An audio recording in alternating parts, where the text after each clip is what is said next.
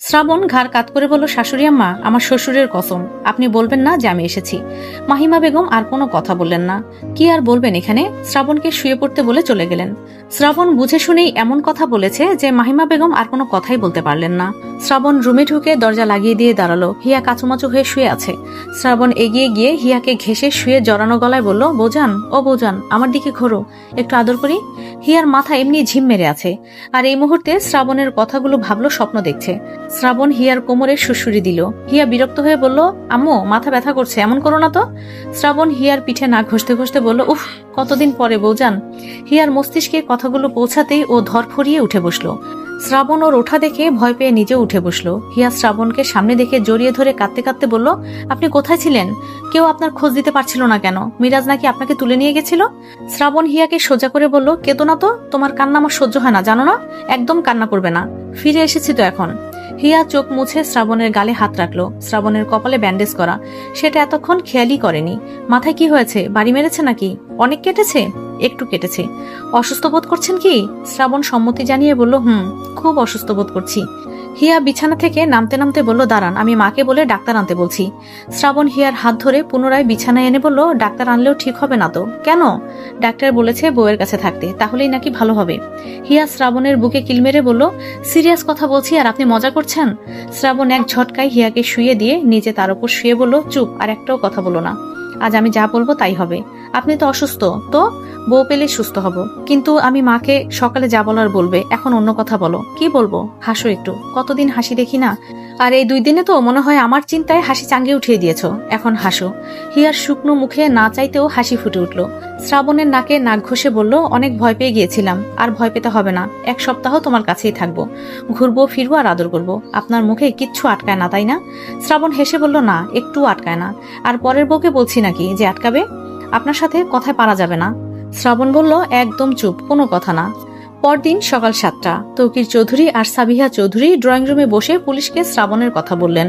পাশে মাহিমা বেগম দাঁড়িয়ে আছেন, কিন্তু কোনো কথা বলতে পারছেন না। শ্রাবণ কি একটা কথা বলে ওনাকে একেবারে আটকে দিয়েছে। হিয়া ফুরফুরা মন নিয়ে রুম থেকে বেরোলো শ্রাবণের জন্য কফি বানাতে। শ্রাবণ শাওয়ার নিয়ে বেরিয়ে আসতে আসতে ও ততক্ষণে কফি নিয়ে চলে আসবে, যেই ভাবা সেই কাজ। হিয়া নিচে নামলো, সবার নজরে গেল ওর দিকে। কালকে রাতে যে মেয়ের কাঁদতে কাঁদতে অবস্থা খারাপ হয়ে গেছিল, আর সকালে এই মেয়ে কি হাসি খুশি হয়ে রয়েছে। শ্রাবণ যে এসেছে এই কথা কেউ জানে না, এটা হিয়া তখনও টের পায়নি। ও কিচেনে এসে কফি বানানোর জন্য চুলায় পানি বসালো। নেহা আর ফাহিমা বেগম তাকিয়ে রইলেন। হিয়া কোনো দিকে খেয়াল না করে কফি বানিয়ে নিয়ে ড্রয়িং রুমে এলো। অতঃপর মুস্কি হাসতে হাসতে সিঁড়ি বেয়ে উপরে চলে গেল। তৌকির চৌধুরী ভাবুক গলায় বললেন, এই সাবিহা, এই মেয়ে কি তোমার ছেলের শোকে পাগল হয়ে গেল নাকি? ও কার জন্য কফি বানিয়ে নিয়ে গেল? সাবিহা চৌধুরীও একই কথা বললেন। পাশে দাঁড়িয়ে মাহিমা বেগম শুধু দেখছেন, কিচ্ছু বলছেন না। সাবিহা চৌধুরী তাকে জিজ্ঞাসা করলেন, আপা, কিছু বলছেন না যে? হিয়ার কিছু হলো নাকি? উত্তরে মাহিমা বেগম বললেন, না আপা, কিছু হয়নি, একটু ধৈর্য ধরুন, সবই বুঝতে পারবেন। হিয়া রুমে এসে কফিটা সাইড টেবিলে রাখলো। শ্রাবণ ওয়াশরুম থেকে শাওয়ার নিয়ে বেরিয়ে এলো, পরনে শুধু টাওয়েল। হিয়াকে এক নজর দেখে শার্ট বের করে আয়নার সামনে এসে দাঁড়ালো। আয়নার নিজেকে দেখতে দেখতে শার্ট পরলো। পরক্ষণেই আবার শার্ট খুলে ফেলে দিয়ে টি শার্ট বের করে পড়লো। হিয়া জিজ্ঞাসা করলো, শার্টেই তো ভালো মানিয়েছিল, খুললেন কেন? শ্রাবণ আয়নায় হিয়ার দিকে তাকিয়ে বলল, রাতে কি করেছো ভুলে গেছো? কই, আমার জানা মতে তো কিছুই করিনি। শ্রাবণ কাছে এসে বলল, দেখো, ঘাড়ে নখ দিয়ে খামচি মেরে কি করেছো? শার্ট পরলে তো বোতাম খোলা থাকবে, দেখাও যাবে, তাই টি শার্ট পরেছি। আর যদি এই নখ নিয়ে রাতে ঘুমাতে এসেছো আমার কাছে, তাহলে এক ধাক্কা দিয়ে ফেলে দেব। হিয়া দোপাটি বের করে হেসে বলল, আসলে দিয়ে ফেলেছি, কিছু মনে করবেন না। শ্রাবণ প্যান্ট পরে নিয়ে আয়নার সামনে দাঁড়ালো, চুলগুলো ঠিক করে পারফিউম দিয়ে বিছানার কাছে এসে কফি হাতে নিল। হিয়া রুম থেকে বেরিয়ে গেল। শ্রাবণ কফি খাওয়া শেষ করে রুম থেকে বেরোলো। ধীর পায়ে সিঁড়ি বেয়ে নিচে নেমে এলো। ড্রয়িং রুমে বসে থাকা সবাই উঠে দাঁড়ালো, যেন দিনের বেলা চোখের সামনে তারা দেখতে পাচ্ছেন। সব জায়গায় শ্রাবণকে খুঁজে না পাওয়ায় পরিস্থিতি তোলপাড় হয়ে আছে। আর এদিকে শ্রাবণকে ড্রয়িং রুমে দেখে সবাই হতবাক। শ্রাবণ সবার দৃষ্টি আকর্ষণ করে ড্রয়িং রুমে এসে দাঁড়ালো। পেছনে হিয়া দাঁড়িয়ে আছে। তৌকির চৌধুরী, সাবিহা চৌধুরী আর কাব্য উঠে দাঁড়ালো। শ্রাবণ সোজা গিয়ে সোফায় বসলো। এরপরে রিমোটটা নিয়ে টিভি অন করলো। নিজের নিখোঁজের নিউজটা খুঁজতে লাগলো। তৌকির চৌধুরী শ্রাবণের পাশে বসে অবাক কণ্ঠে বললেন, বাবা, তুমি ফিরে এসেছো? শ্রাবণ টিভির দিকে দৃষ্টি রেখে ছোট্ট করে বলল, সাবিহা চৌধুরী শ্রাবণের আরেক পাশে বসে বললেন, কখন এসেছো তুমি? রাতে। রাতে কখন? আর ডাকলে না কেন? তোমরা সবাই ঘুমিয়েছিলে বলে ডাকিনি, আমারও খুব ঘুম পাচ্ছিল, তাই শুয়ে পড়েছিলাম। তবুও ডাকতে। আমরা তোমাকে নিয়ে কতটা টেন্স ছিলাম তুমি ভাবতে পারছো? আর রাতে ফিরে তুমি বললেই না। এই বলে সাবিয়া চৌধুরী মাহিমা বেগমের দিকে তাকিয়ে বললেন, আপা রাতে তো হিয়ার কাছে ছিলেন, শ্রাবণ ফিরে এসেছে দেখেছেন তো, আপনি জানাতেন। মাহিমা বেগম শ্রাবণের দিকে তাকিয়ে সাবিহা চৌধুরীকে বললেন, আপা কি বলবো, শ্রাবণী বলতে না করেছিল। বললাম যে সবাই চিন্তা করছে, ও শেষে এমন কথা বলেছে যার কারণে বলতে পারিনি। হিয়া এগিয়ে এসে বলল, কি বলেছিল আম্মু? ও কিছু না, যা বলার বলেছে। ওটা আমাদের শাশুড়ি আর জামাইয়ের ব্যাপার। শ্রাবণ হেসে বলল, ধন্যবাদ মা। যেহেতু এটা শাশুড়ি আর মেয়ের জামাইয়ের চুক্তি ছিল, সেহেতু এটা নিয়ে আর কেউ কোনো কথা বাড়ালো না। তবে শ্রাবণের হাসি দেখে সাবিহা চৌধুরী বলেই উঠলেন, শ্রাবণ নিশ্চয়ই শয়তানি কিছু করেছো। শ্রাবণ ফিচেল হেসে বলল, আমি কিচ্ছু শয়তানি করিনি, আসলে ঘুমে চোখে দেখলাম না, তাই আর কাউকে বলার মুড হয়নি। হিয়াকেও বলতে চেয়েছিলাম না, শুয়ে পড়েছিলাম। তবে দেখলাম ও আমাকে দেখে ধপ করে উঠে বসলো। হিয়া শ্রাবণের কথা শুনে অবাকের শেষ প্রান্তে। রাতে কত নাটক করলো আর এখন সবার সামনে কি সুন্দর মিথ্যা বলছে। শ্রাবণ হিয়ার দিকে তাকিয়ে বাঁকা হেসে চোখ মারল। হিয়া মুচকি হেসে মাথা নিচু করে কিচেনে চলে গেল। নেহা আর ফাতিমা বেগম ছিল সেখানে। হিয়া পাশে দাঁড়িয়ে সবজি কেটে দিচ্ছিল। নেহা হিয়াকে একটু ধাক্কা দিয়ে রসিকতা করে বলল, ভাসুর মশাই কি সত্যি এসে ঘুমিয়ে পড়েছিল? মনে তো হয় না। হিয়া হেসে বলল, তুই গিয়ে জিজ্ঞেস করে আয়। ছি কি বলছিস, লজ্জা পাবো।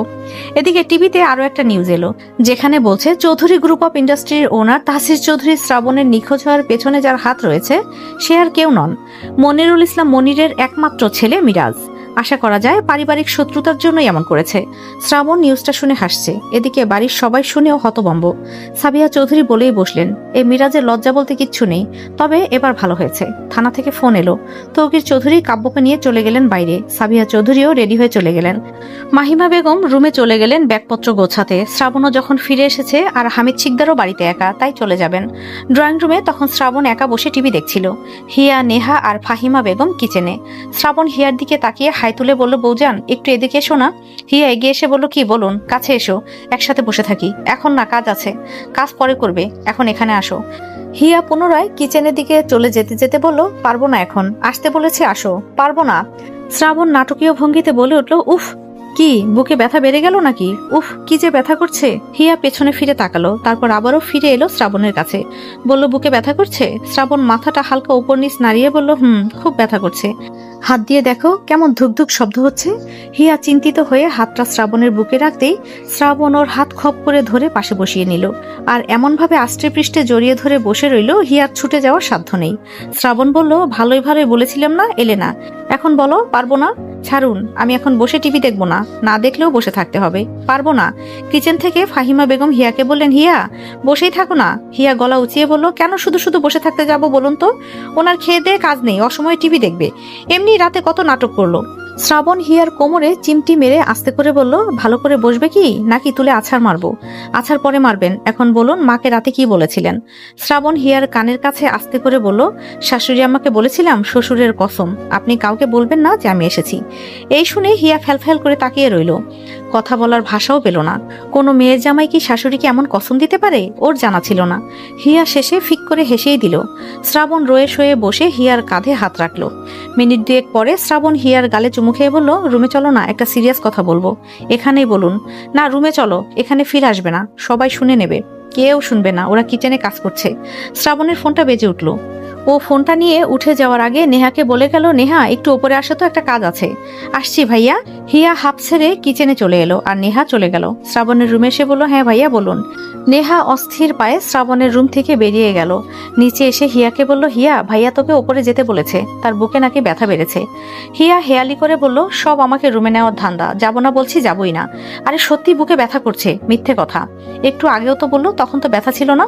তুই বুঝতে পারছিস না হিয়া, ভাইয়া আমাকে কথা বলার জন্য ডেকেছিল, তখন আচমকাই বলে উঠলো বুকে ব্যথা। আমি কি তোকে মিথ্যা বলবো? তাড়াতাড়ি যা। হিয়া নেহার কথা বিশ্বাস করে দৌড়ে চলে গেল উপরে। ফাহিমা বেগম যেতে নিলে নেহা তার হাত ধরে আটকালো। ফাহিমা বেগম বললেন, কি হলো? হাত ধরলে কেন? দেখে আসি শ্রাবণের কি হলো। নেহা হেসে বলল, আন্টি আপনি বুঝতে পারেননি, ভাইয়া হিয়াকে রুমে নিতেই বুকের ব্যথার কথা বলেছে আমাকে। ও এবার বুঝেছি। হিয়া রুমে এসে শ্রাবণকে শুয়ে থাকতে দেখে এগিয়ে গিয়ে পাশে বসলো। শ্রাবণ চিত হয়ে বুকে হাত দিয়ে শুয়ে আছে। হিয়া শ্রাবণের বুকে হাত রেখে বলল, খুব ব্যথা করছে? ডাক্তার ডাকবো? না। কেন? বলছেন যে বুকে ব্যথা করছে, ডাক্তার না ডাকলে ঠিক হবে কি করে? শ্রাবণ ফিচেল হেসে বলল, কিচ্ছু হয়নি তো আমার, আপাতত বউ পেলে ঠিক হব। হিয়া চোখ রাঙিয়ে তাকিয়ে বালিশটা নিয়ে শ্রাবণকে মারতে শুরু করলো। শ্রাবণ বালিশের বাড়ি আটকাতে বলল, আরে মারছো কেন? ঠিকই তো বলেছি, তোমাকে কাছে না পেলে মনটা ভালো লাগে না, তাই বুকটাও ব্যথা করে। অসভ্য লোক সবসময় শুধু বউ বউ করেন। তাহলে কি করব? আমার কাজই এটা। আর আমি এবার বলেই এসেছি, বাড়িতে এলে কিন্তু ছাড়বো না। তাই বলে সবার সামনে ডাকবেন, চুমু খাবেন? শ্রাবণ হিয়ার হাত ধরে উঠে বসে বলল, তাহলে কি শুধু রাতে ডাকবো? রাতটা খুব ছোট, বউ পেয়ে মন ভরে না, দিনেও কাছে রাখতে মন চায়। ছি, ভদ্রলোকের ঘরের ছেলে কেমন করে কথা বলে। শ্রাবণ বিছানা থেকে নেমে হিয়াকে পাজা কোলে করে নিয়ে ব্যালকনিতে চলে গেল। নিজে দোলনায় বসে হিয়াকে কোলের উপর বসালো। এরপরে হিয়ার ঘাড়ে থুতনি রেখে মোলায়েম কণ্ঠে বলল, আমার একটা জিনিস চাই, দেবে আমাকে? কি জিনিস চান বলুন? আগে বলো দেবে, তারপর বলবো। ঠিক আছে দেবো, এখন বলুন। শ্রাবণ শ্বাস ছেড়ে গভীর গলায় বলল, আমার ছোট্ট একটা পরিচয়, যে আমার কোল জুড়ে থাকবে, আমার এই সারা বাড়ি হাঁটি হাঁটি পায়ে ঘুরে বেড়াবে, থেকে থেকেই আমাকে বাবা বলে ডাকবে, বলবে আমাকে নিয়ে ঘুরতে যাও, চকলেট কিনে দাও। হিয়া লাজুক হেসে মুখ ঢেকে নিল। শ্রাবণ হেসে বলল, লজ্জা চাঙ্গে উঠিয়ে ফেলতে হবে এখন থেকে। এখন বলো, যা চাই দেবে নাকি দেবে না? হিয়া হেসে বলল, আপনি যা চান তাই হবে। শ্রাবণ খুশি হয়ে হিয়াকে জড়িয়ে ধরে রাখলো। বেলা 11টার দিকে তৌকির চৌধুরী, সাবিহা চৌধুরী আর কাব্য ফিরে এলো থানা থেকে। কেউই সকালের খাবার খাননি, তাই ফ্রেশ হয়ে সবাই খেতে বসলো। ফাহিমা বেগম সব কাজ শেষ করে চলে গিয়েছেন। হিয়া আর নেহাই খাবার বেড়ে দিলেন। সাবিহা চৌধুরী খেতে খেতে হিয়াকে জিজ্ঞাসা করলেন, হিয়া, শ্রাবণ খেয়েছে? মাত্র খেলো, আপনাদের জন্য অনেকক্ষণ অপেক্ষা করেছিল। ও ভালোই হয়েছে, খেয়ে নিয়েছে। এখন কি করছে? রুমেই শুয়ে আছে। সবার খাওয়া হয়ে গেলে হিয়া আর নেহাও টেবিলে বসে খাবার খেয়ে কিচেন গুছিয়ে যার যার মতো রুমে চলে গেল। এর একটু পরে ড্রাইভার এলেন মাহিমা বেগমকে নিতে। তিনি সবার থেকে বিদায় নিয়ে চলে গেলেন। দুপুরে শ্রাবণ শুয়ে শুয়ে ফোন স্ক্রল করছিল। হিয়া দুপুরের খাবার খেয়ে রুমে ফিরল। শ্রাবণ চট্টগ্রাম যাওয়ার পর থেকেই দুপুরে কিছু খায় না। শরীরটাকে ফিট রাখার জন্য একেবারে অল্প খাবার খায়। সেই হিসাবে হালকা খাবার খেয়ে শুয়ে আছে। হিয়া এসে ওর পাশে শুলো। রাতে ভালো করে ঘুম হয়নি বলে এখন একটু ঘুমাবে। হিয়া শ্রাবণের থেকে ফোনটা নিয়ে বালিশের নিচে রাখলো। এরপরে শ্রাবণের বুকের উপর শুয়ে শ্রাবণের হাতটা মাথায় নিয়ে বলল, মাথায় একটু হাত বুলিয়ে দিন, ঘুমাবো। ঠিক আছে। শ্রাবণ হিয়ার আবদার শুনলো, হাত বুলিয়ে দিতে শুরু করলো। মিনিট 2 পরে আবার শ্রাবণের ফোনটা বেজে উঠলো। হিয়া মাথা তুলে তাকালো। শ্রাবণ হাত বাড়িয়ে বালিশের নিচ থেকে ফোনটা নিয়ে দেখলো থানা থেকে পুলিশ অফিসার কল দিয়েছে। ফোনটা রিসিভ করে কানে নিল। হ্যাঁ, পুলিশ অফিসার বলুন। স্যার, আপনাকে একটু কষ্ট করে থানায় আসতে হবে। হঠাৎ কেন? মিরাজ কিছু বলতে চায় আপনাকে। ওকে, আসছি। শ্রাবণ থানায় চলে গেল মিরাজের সাথে কথা বলতে। হিয়া রুম থেকে বেরিয়ে নিচে এলো। ড্রয়িং রুমে নেহা ছাড়া কেউ ছিল না। নেহা ওকে উদ্দেশ্য করেই হেসে হেসে বলল, ভাসুর মশাই এত সহজে ছেড়ে দিল? তবে আর যাই হোক, ভাসুর মশাই কিন্তু তার বউকে অসম্ভব ভালোবাসে। হিয়া হেসে বলল, আমার দেবর মশাইও তার বউকে কম ভালোবাসে না, ভরপুর ভালোবাসে। আমিও তো দেখি তার বউকে সে ছাড়তেই চায় না। নেহা জিভে কামড় দিয়ে হিয়াকে চাপড় মেরে বলল, কি বলছিস? আস্তে বল, কেউ শুনতে পাবে তো। এতক্ষণ তুই যে আমাকে বললি তখন কেউ শুনলো না, আর এখন আমি তোকে বললাম আর সবাই শুনবে, তাই না? আরে তোদের তো বিয়ে হয়েছে অনেক দিন, আমাদের তো বেশি দিন হয়নি, তাই তোদেরটা শুনলেও কিছু হবে না, স্বাভাবিকভাবেই নেবে। আর আমাদেরটা শুনলে লজ্জায় পড়ে যাব। হিয়া রসিকতা করে বলল, বান্ধবী, তোর কথা শুনে তো কান গরম ধরে গেল। নেহা হিয়াকে একটু হালকা করে ধাক্কা দিয়ে বলল, তোকে ঠান্ডা করতে ভাসুর মশাইকে ডাকবো নাকি? শ্রাবণ ড্রয়িং রুমে ঢুকতে ঢুকতে নেহাকে উদ্দেশ্য করে বলল, ডাকার দরকার নেই, আমি এসে গেছি। হিয়া আর নেহা দুজনেই তড়িৎ চোখে তাকালো সেদিকে। নেহা আমতা করে বলল, আসলে ভাইয়া মজা করছিলাম, কিছু মনে করেন না। হিয়া এগিয়ে এসে শ্রাবণকে বলল, ফিরে এলেন যে, আপনি না থানায় যাবেন? ওই ওয়ালেটটা রেখে গেছি, নিয়ে আসো তো। ঠিক আছে, বসুন একটু। না, বসবো না, তাড়াতাড়ি যাও, নিয়ে আসো। হিয়া উপরে চলে গেল। উপরে এসে ওয়ালেটটা নিয়ে আবার নিচে এলো। শ্রাবণকে ওয়ালেটটা দিয়ে দিল। শ্রাবণ ওয়ালেট পকেটে ভরে হিয়ার ঠোঁটে চুমু দিয়ে হেসে চলে গেল। হিয়া মুস্কি হেসে সোফায় এসে বসলো। এদিকে নেহা রুমে এসে বিছানায় বসলো। পাশে কাব্য আবার শুয়ে গেমস খেলছে। নেহার এতে একটু ভালো লাগছে না। ওদিকে শ্রাবণ আর হিয়ার রোমান্টিকতা দেখে নিজেরও ইচ্ছা করছে কাব্য ওইভাবে চুমু দিক, কিন্তু এই কাব্যকে বোঝাবে কি করে? একটু বলতে গেলে শুধু চুমু দিয়ে থামবে না। নেহা মিনিট 2 তাকিয়ে থেকে কাব্যর দিকে এগিয়ে এলো। কাব্য বুঝতে পারছে নেহা এগিয়ে আসছে। নেহা কাব্যর ঠোঁটে হালকা করে চুমু দিয়ে আবার সোজা হয়ে বসলো। মনে মনে বলতে লাগলো, নিজে তো দেবেই না, আমাকেই দিতে হবে। কাব্য চোখের পলক ফেলে গেমসের দিকেই মনোযোগ দিল। নেহা মিটিমিটি হেসে নিজের ফোনটা হাতে নিল। এখন কাব্যর কি আর গেমসে মন বসবে? ও গেমস থেকে বেরিয়ে উঠে বসলো নেহার সামনে। নেহার ফোনটা পাশে রেখে ওর ঠোঁটের দিকে এগিয়ে বলল, বাবা, আজ নিজেই চুমি দিলে, ব্যাপারটা কি? নেহা মুস্কি হেসে বলল, কোনো ব্যাপার নেই, ইচ্ছে হলো তাই দিয়েছি। আপনি তো দেবেন না, তাই বাধ্য হয়ে আমাকেই দিতে হলো। কাব্য হাসলো। নেহা বলল, হাসছেন কেন? কাব্য আরো কাছে এসে বলল, তুমি কি বললে? আমি চুমু দেই না? চুমু তো সবসময় দিতে চাই, তুমি তো নিতে চাও না। সরুন এবার। এত বড় কথা আমি তো মানবো না। আমি নাকি চুমু দেই না? আজ তোমার চুমুর শখ আমি মিটিয়েই দেব।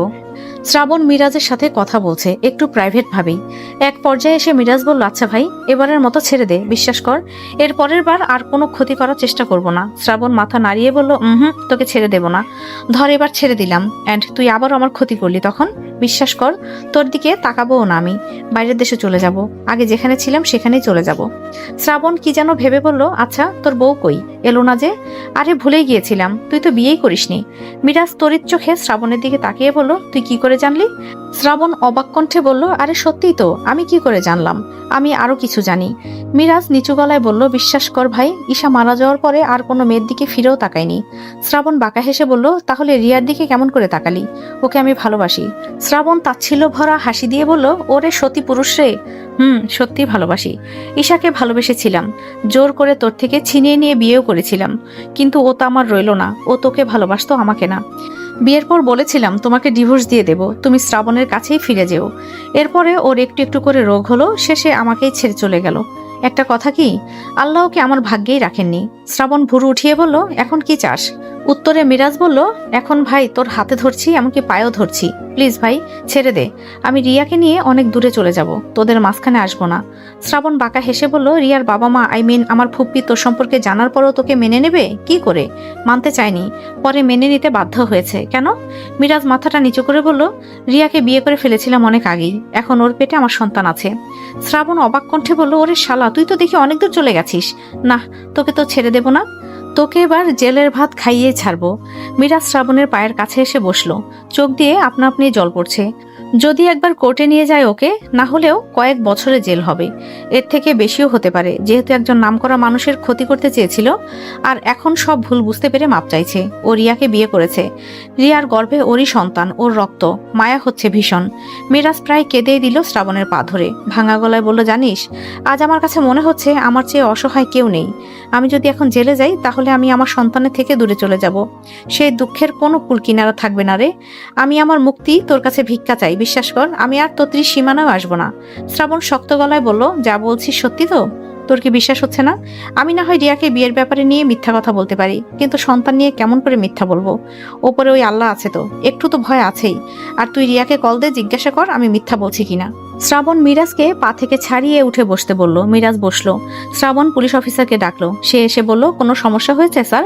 না, ওই মিরাজের অ্যাডভোকেটকে একটু আসতে বলুন তো, কথা আছে।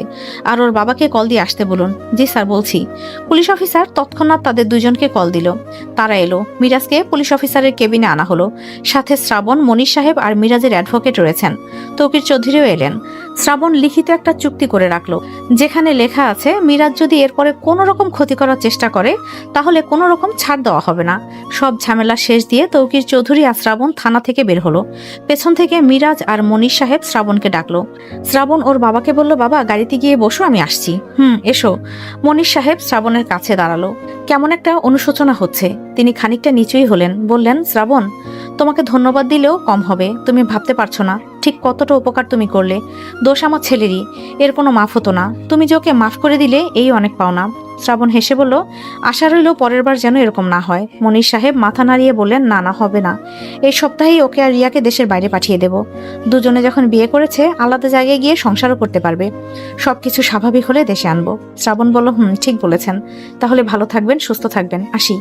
কথাটা বলে শ্রাবণ সামনের দিকে এগিয়ে যাবে, ঠিক তখন মিরাজ ওর কাঁধে হাত রেখে আটকালো।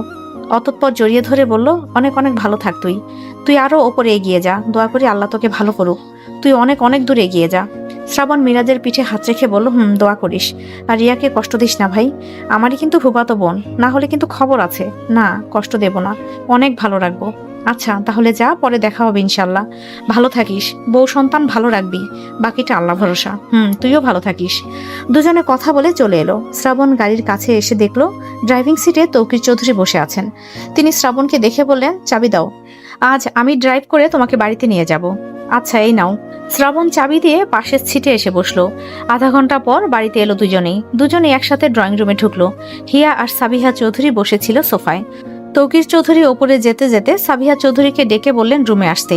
সাবিহা চৌধুরী চলে গেলেন। শ্রাবণ হিয়ার দিকে এগিয়ে এলো। হিয়াকে ঘেঁষে বসে বাচ্চা সুলভ কণ্ঠে বলল, বউজান শোনো না। বলুন, ভালো লাগছে না, কফি খাবেন? তাহলে? শ্রাবণ ফিচেল হেসে বলল, সবাই দেখি বাবা হয়ে যাচ্ছে, আমিই পিছিয়ে গেলাম। হিয়া আশেপাশে তাকিয়ে শ্রাবণের দিকে তাকিয়ে বলল, আরে আপনিও না, জোরে জোরে বলছেন, আসতে বলুন। শ্রাবণ হিয়ার কানে কানে বলল, মিরাজ না রিয়াকে ভালোবেসে বিয়ে করেছে, ওদেরও বাচ্চা হবে। হিয়া অবাক কণ্ঠে বলল, বাবা, ওরা আবার ভালোবেসে বিয়েও করে ফেলেছে? একসাথে ভণ্ডামি করতে করতে বিয়ে করে ফেলেছে, ভালোই। শ্রাবণ সোজা হয়ে বসে হিয়ার দিকে তাকিয়ে মস্করা করে বলল, মিরাজ আমার আগে বাবা হয়েছে, ভালো হয়েছে, তবে কাব্য বাবা হওয়ার আগেই কিন্তু আমার চাই।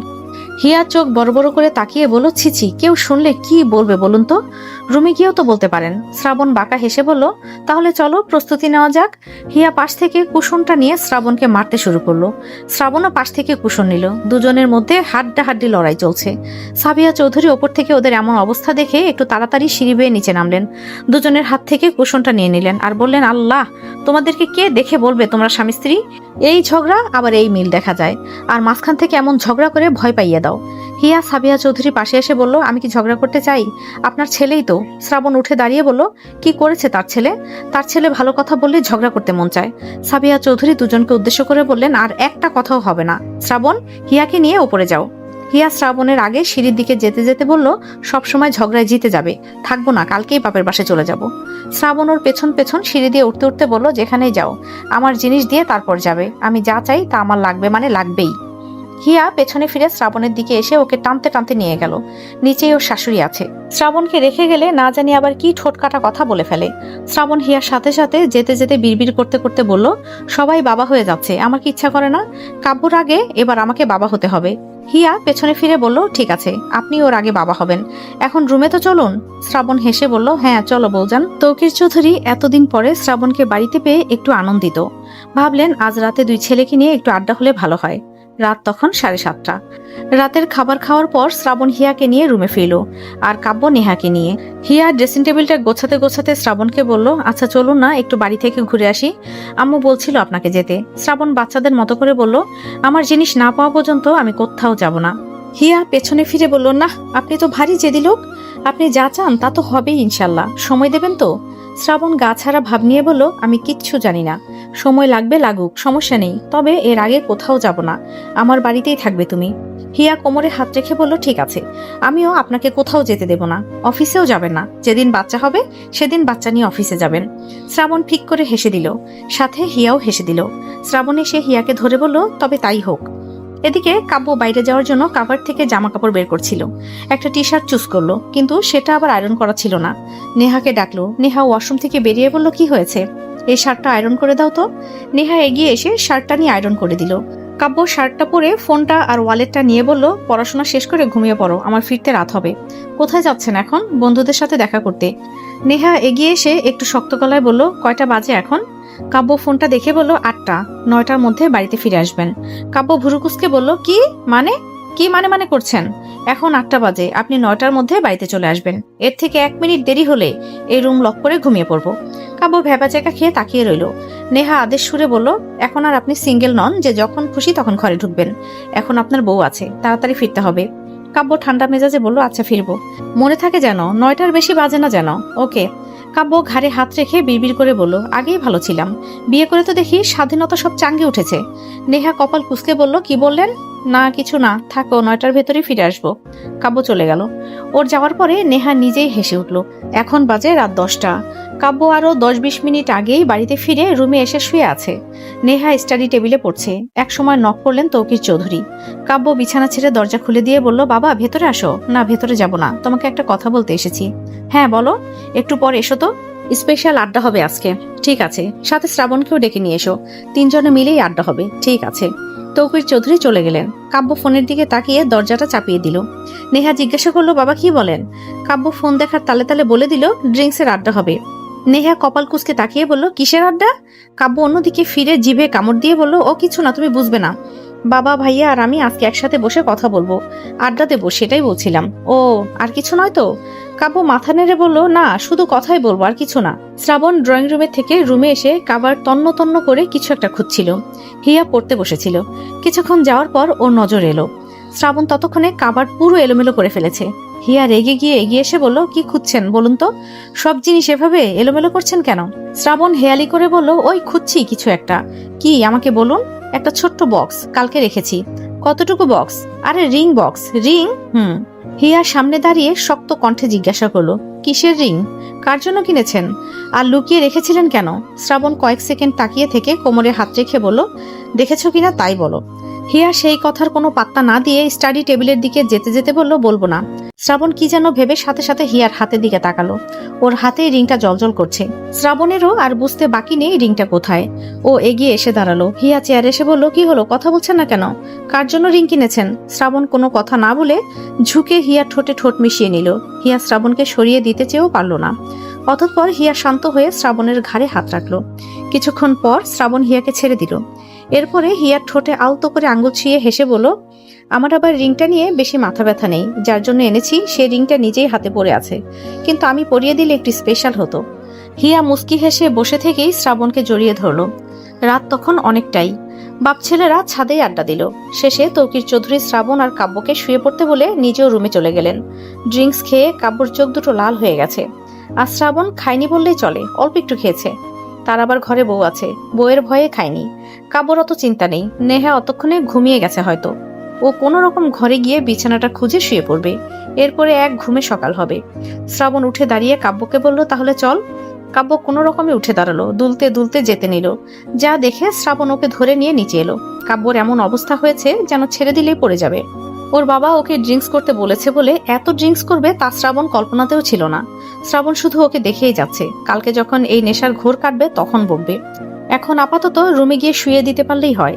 শ্রাবণ কাব্যর রুমের সামনে এসে নক করলো। নেহা ভেতর থেকে গলা উঁচিয়ে বলল, এখন আপনার আসার সময় হলো, দরজা খোলাই আছে, ভেতরে আসুন। শ্রাবণ ভাবলো আজকে একটু ছোট ভাইকে ফাঁসিয়ে দিলে মন্দ হয় না। শ্রাবণ ডাকলো নেহাকে। নেহা শোনো তো। নেহা শ্রাবণের গলা শুনে তাড়াহুড়ো করে বিছানা থেকে নেমে দরজা খুলে দিল। কাব্য স্বাভাবিক হওয়ার চেষ্টা করলো। শ্রাবণ নাটকীয় ভঙ্গিতে বলে উঠলো, কাব্যকে নিয়ে এলাম, ছাদে মনে হয় ড্রিঙ্কস করেছিল, লেবু পানি খাওয়া ওকে। কাব্য তৎক্ষণাৎ বড় ভাইয়ের দিকে চোখ পিটপিট করে তাকালো। নেহা রাগী চোখে তাকিয়ে আছে কাব্যর দিকে। অতঃপর কাব্য রুমে চলে গেল। আর শ্রাবণ নিজের রুমে আসতে আসতে বিড়বিড় করে বলল, ভাই এমন কথা বলেছি, দেখা যাক কি করে। আমার আবার চিন্তা নেই, ভালো হয়ে গেছি। যা ভণ্ডামি করার চট্টগ্রাম থেকেই করে এসেছি। হিয়া ঘুমিয়ে গেছে। শ্রাবণ রুমে এসে দরজা লাগিয়ে দিয়ে লাইটটা অফ করে শুয়ে পড়ল। হিয়া শ্রাবণের উপস্থিতি বুঝতে পেরে ঘেঁষে শুলো। শ্রাবণ হিয়াকে বুকের সাথে মিশিয়ে মাথায় হাত রাখলো। মাথায় হাত বুলিয়ে দিতে দিতে কপালে চুমু খেলো। শ্রাবণ খুব ভোরেই ঘুম থেকে উঠল। হিয়াকে বিছানায় রেখে ফ্রেশ হয়ে রুম থেকে বেরোলো। ড্রয়িং রুমে এসে বসে রইল। তৌকির চৌধুরী এলেন বাইরে থেকে, নামাজে গিয়েছিলেন।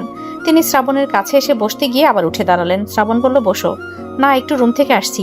তৌকির চৌধুরী চলে গেলেন। এরপর কাব্য নামলো। মুখটা কেমন ভার। শ্রাবণকে বসে থাকতে দেখে গুমট বেঁধে এগিয়ে এসে বসলো। কিছুক্ষণ কথা না বলে থাকার চেষ্টা করলো, কিন্তু শেষে বলেই দিল, ভাইয়া রাতে আমাকে ওইভাবে ফাঁসিয়ে না দিলেও পারতে। শ্রাবণ ফোন বের করে গম্ভীর গলায় বলল, বাবা তোকে ড্রিঙ্কস খেতে বললো, এত খেলি কেন তাই বলে দিয়েছি। আর বাইরে গিয়ে কখন কি করিস না করিস সব কিন্তু আমার কানে আসে। তোকে আর ওয়ার্নিং দেব না। আগেরবার যেমন হসপিটালে ভর্তি করিয়েছিলাম, এবারও তাই করব। তোকে যেমন ভালোবেসে আগলে রাখতে পারবো, ঠিক তেমনি তুই যদি আমার কথা না শুনিস, তাহলে তোকে আবার কিভাবে ভালো করতে হয় সেটাও আমার ভালোভাবে জানা আছে। আর তুই এর প্রমাণ এর আগেও পেয়েছিস এবং ফিউচারেও পাবি যদি আমার কথার বাইরে কিছু করিস।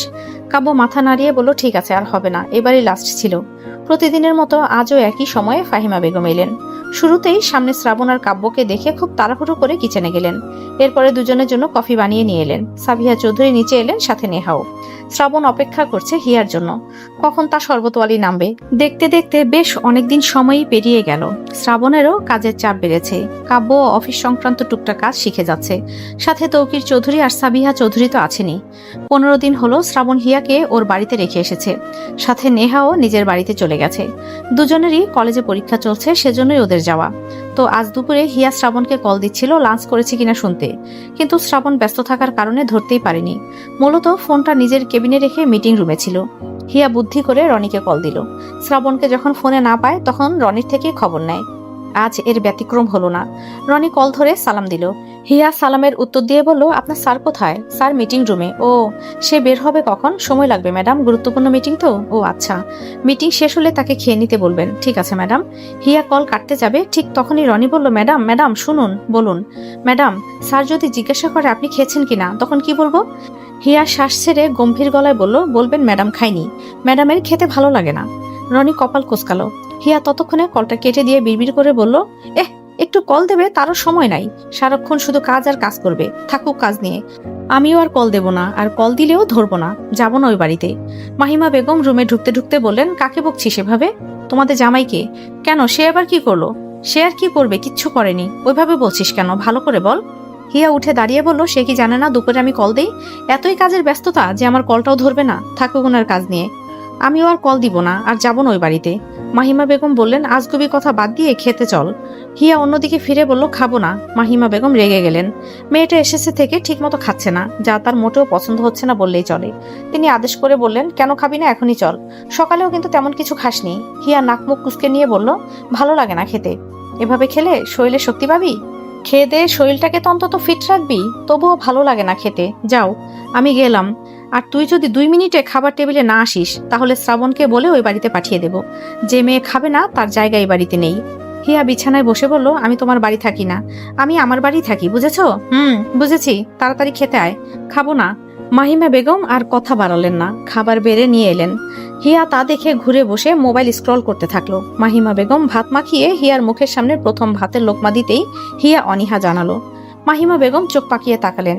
হিয়ার অনীহা থাকা সত্ত্বেও ভাত মুখে নিল, কিন্তু কয়েক সেকেন্ড চিবোতেই নাক মুখ খিচে ওয়াশরুমে চলে গেল। মাহিমা বেগম প্লেট রেখে ওয়াশরুমের দরজার কাছে এসে দাঁড়ালেন। হিয়া বমি করছে। মাহিমা বেগমের বুঝতে বাকি নেই কি হয়েছে। তিনি মুচকি হেসে প্লেটটা নিয়ে চলে গেলেন। শ্রাবণ মিটিং রুম থেকে বেরোতেই রনি ওর পেছনে পেছনে এলো। শ্রাবণ কেবিনে ঢুকে ব্লেজার খুলে চেয়ারে রাখলো, আর রনিকে বলল, কিছু বলবে? স্যার, ম্যাডাম কল দিয়েছিল। শ্রাবণ তালে বেতালে বলল, কোন ম্যাডাম? স্যার, আপনার ওয়াইফ। ও কি বললো? প্রথমত আপনি কল ধরেননি বলে ম্যাডাম রেগে আছে, আর দ্বিতীয়ত আপনাকে মিটিং শেষ করে খেয়ে নিতে বলল। আর আমি ম্যাডামকে বলেছি যদি স্যার জিজ্ঞাসা করে আপনি খেয়েছেন কিনা, তখন কি বলবো? শ্রাবণ কথায় মনোযোগ দিয়ে বলল, তোমার ম্যাডাম খেয়েছে জিজ্ঞাসা করলে তো কি বলেছে? উত্তরে রনি অভিনয় করে বলল, জানেন স্যার, ম্যাডামকে এই কথা জিজ্ঞাসা করতেই ম্যাডাম রেগে গেলেন, বললেন যে তোমার স্যারকে বলো যে ম্যাডাম খায়নি, আর ম্যাডামের খেতেও ভালো লাগে না। শ্রাবণ গম্ভীর কণ্ঠে বলল, ও এই বলেছে? আর তারপর কি বলেছে? তারপর কল কেটে দিয়েছে। স্যার, আপনি এখনই ম্যাডামকে কল দিন, সে মনে হয় এখনো রেগে আছে। আর কিছু লাগলে জানাবেন। ওকে, যাও। রনি চলে যেতেই শ্রাবণ হিয়াকে কল দিল। হিয়া সেই যে বমি করে শুয়ে আছে, মাথাটা কেমন ঝিম মেরে আছে। ও শ্রাবণের কল পেয়ে ধরল না, রাগ করে ওভাবেই শুয়ে রইল। এদিকে সাবিহা চৌধুরীও বাড়িতে একা একা প্রায় অসহ্য হয়ে উঠছিলেন। একটা ছেলের বউ আজ বাড়িতে নেই। সন্ধ্যার আগ দিয়ে মাহিমা বেগম সাবিহা চৌধুরীকে কল দিলেন। শুরুতেই তিনি বললেন, হ্যালো আপা, কেমন আছেন? সাবিহা চৌধুরী হেসে হেসে বললেন, মেয়েকে আমাদের বাড়ি থেকে নিয়ে গেছেন, এখন ভালো থাকি কি করে? মেয়ে তো এখন আমার ঘরের অতিথি মাত্র, মেয়ে তো এখন আপনারই। এখন বলুন কেমন আছেন? হিয়ার বাবা কেমন আছে?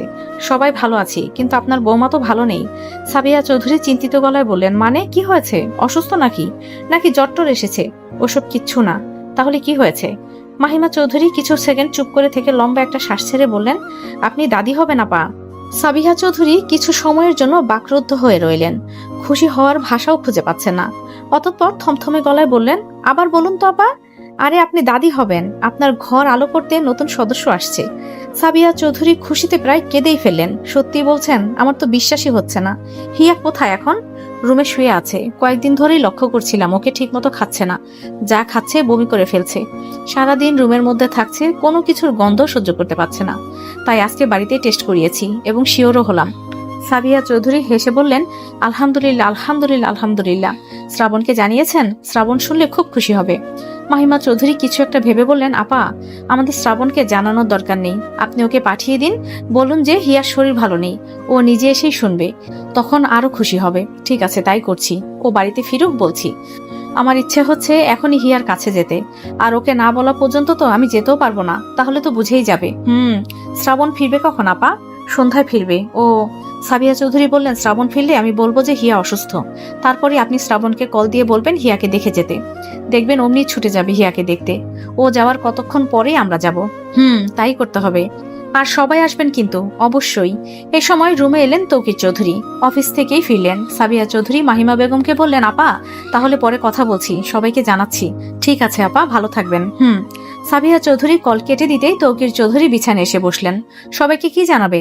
সাবিহা চৌধুরী দেরি করলেন না, খুশি হয়েই বললেন, তুমি দাদা হবে, তোমার শ্রাবণ বাবা হতে যাচ্ছে। তৌকির চৌধুরী তড়িৎ চোখে তাকালেন। খুশিতে কি থেকে কি বলবেন তার অজানা। তিনি উৎফুল্ল কণ্ঠে বললেন, আলহামদুলিল্লাহ। এত খুশির খবর শ্রাবণ তো বলল না। আমরা তো একসাথে অফিসে ছিলাম। আরে শ্রাবণকে এখনো জানায়নি কেউ, মাত্র হিয়ার মা কল করে আমাকে জানালো। ও তাহলে শ্রাবণকে বলো। না, শ্রাবণকে হিয়াই বলবে, ওর খুশি তখন আরো বেড়ে যাবে। ভালো বুদ্ধি। তাহলে চলো আমরা মিষ্টি খাইয়ে আসি সবাইকে। আগে ফ্রেশ হয়ে নাও। রাখো তো ফ্রেশ, কাব্যকে ডাকো। আচ্ছা ঠিক আছে। তৌকির চৌধুরী আর সাবিহা চৌধুরী বেরিয়ে গেলেন রুম থেকে। সামনেই পড়লো শ্রাবণ। শ্রাবণকে দেখে দুজনেই চুপ হয়ে গেলেন। সাবিহা চৌধুরী শ্রাবণকে বললেন, ও এসে গেছো? শুনলাম হিয়া নাকি একটু অসুস্থ। শ্রাবণ ভুরু কুচকে নিয়ে বলল, কখন অসুস্থ হলো? আমাকে তো বলেনি, আর সারাদিন তো কথাই হয়নি। তৌকির চৌধুরী বললেন, ও রুমে গিয়ে ফ্রেশ হয়ে খেয়ে নাও, তারপর হিয়ার সাথে দেখা করে এসো। শ্রাবণ গম্ভীর কণ্ঠে বলল, দেখছি। শ্রাবণ রুমে এসে ড্রেস চেঞ্জ করে শাওয়ার নিয়ে নিল। ওয়াশরুম থেকে বেরিয়ে কাভার্ড খুলে সাদা শার্ট আর কালো রঙের একটা প্যান্ট পরে আয়নার সামনে এসে দাঁড়ালো। ভেজা চুলগুলো টাওয়াল দিয়ে মুছে চুলটাকে সেট করে পারফিউম গায়ে নিয়ে ফোনের কাছে এলো। হিয়াকে কল দিল, কিন্তু হিয়া ইচ্ছা করে ধরল না। দুপুরে কল না ধরার শাস্তি আজ দিয়েই ছাড়বে। শ্রাবণ ফোনটা রেখে চিন্তিত হয়ে নিচে নামলো। খাবার টেবিলে এসে বসতেই ফাহিমা বেগম খাবার বেড়ে দিলেন। সেই সময়ে কাব্য এলো, হাতে মিষ্টির প্যাকেট। কাব্য সোজা এসে শ্রাবণের মুখে মিষ্টি পুরে দিল। শ্রাবণ কটমট দৃষ্টিতে তাকিয়ে রইল। কাব্য ফিচেল হেসে বলল, আগে মিষ্টি খাও, তারপরে ভাত খাও। এই বলে কাব্য ঘুরে এসে ফাহিমা বেগমের হাতে মিষ্টির প্যাকেট দিল। শ্রাবণ মিষ্টিটা খেয়ে বলল, কি করলি এটা? আসলে ভাইয়া খুশিতে তাল ছিল না। কিসের খুশি আর কিসের মিষ্টি? ওমা জানো না? শ্রাবণ দাঁত চেপে বলল, জানলে তোকে জিজ্ঞাসা করি? কাব্য বলল না, বরং গা ছাড়া ভাব নিয়ে সিঁড়ির দিকে যেতে যেতে বলল, বলবো না, পারলে বের করো। শ্রাবণ কপাল কুঁচকে তাকিয়ে রইল। এরপরে ফাহিমা বেগমকে বলল, কি হয়েছে আন্টি? ফাহিমা বেগমও না জানার ভান করে বললেন, জানি না তো বাবা। শ্রাবণ আর কিছু বলল না, খাওয়ায় মনোযোগ দিল। কিন্তু মেজাজটা খুব চড়া হয়ে আছে। এমনিতে মিষ্টি ওর খুব একটা পছন্দ না, তার উপর আবার এইভাবে খাওয়ানো। শ্রাবণ খাবার খেয়ে রুমে এসে হিয়াকে কল দিতে শুরু করলো। এদিকে মাহিমা বেগম শ্রাবণকে কল দিলেন। শ্রাবণের কেমন একটা খটকা লাগতে শুরু করলো। ও কলটা রিসিভ করে সালাম দিল, আসসালামু আলাইকুম আম্মা, ভালো আছেন? ওয়ালাইকুম আসসালাম, ভালো আছি বাবা, তুমি কেমন আছো? শ্রাবণ, ভালো। আপনার মেয়ে কোথায়? কল ধরছে না যে? আসলে ওর শরীরটা ভালো না, শুয়ে আছে। কি হয়েছে ওর? কিছুই তো ধরতে পারছি না বাবা। ডাক্তার ডাকেননি? ডেকেছি, কিন্তু সেও কিছুই বলতে পারলো না। তুমি একটু এসো তো, এক্ষুনি আসছি। শ্রাবণ কল কেটে দিয়ে তাড়াহুড়ো করে গাড়ির চাবি নিয়ে কামালকে কল দিতে দিতে বেরিয়ে গেল। ড্রয়িং রুমে আসতেই সাবিয়া চৌধুরী বললেন, কোথাও বেরোচ্ছ নাকি? হিয়াকে দেখতে যাব। ও যাও। আর আসবো কি তোমার সাথে? না, এর দরকার নেই। যদি কোনো সিরিয়াস কিছু দেখি তাহলে ওকে সাথে নিয়ে আসবো। ঠিক আছে যাও, আর সাবধানে যেও। আচ্ছা আসছি। শ্রাবণ বেরিয়ে গেল। বাইরে এসে কামালকে চাবিটা দিয়ে বলল, একটু তাড়াতাড়ি গাড়িটা বের করো তো, হিয়াদের বাসায় যেতে হবে। Okay sir. রাত 9টার সময় শ্রাবণের গাড়িটা থামলো হিয়াদের বাসার সামনে। হিয়া তো ব্যালকনি থেকে শ্রাবণের গাড়ি দেখতে পেয়ে তখনই লজ্জার সংকোচে একাকার। ও রুম থেকে বেরিয়ে ড্রয়িং রুমে এসে মাহিমা বেগমকে বলল, আম্মু তোমার জামাইকে আসতে বলেছো? সে কি জানে? কি জানবে বাচ্চার কথা? না, তুই বলবি। কি? আমি বলবো? কেন, তুমি না ওই বাড়িতে বললে? তাহলে ওনাকে কেন আমি বলবো? উনি তো জানেনই মনে হয়। জানে না।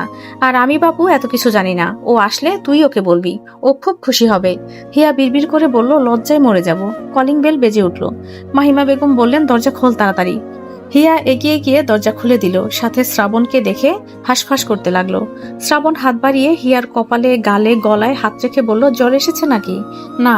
তাহলে শরীর খারাপ বললো যে, কি হয়েছে? ভেতরে আসুন। শ্রাবণ ভেতরে ঢুকলো। পেছন থেকে কামাল বলল, ভাবি ভালো আছেন? আপনি ভালো আছেন? অনেকদিন পর দেখা হলো আপনার সাথে। মাহিমা বেগমও এগিয়ে এলেন। কামাল হাতে থাকা কিছু জিনিস মাহিমা বেগমের দিকে এগিয়ে দিয়ে বলল, এগুলো আপনাদের জামাই এনেছি।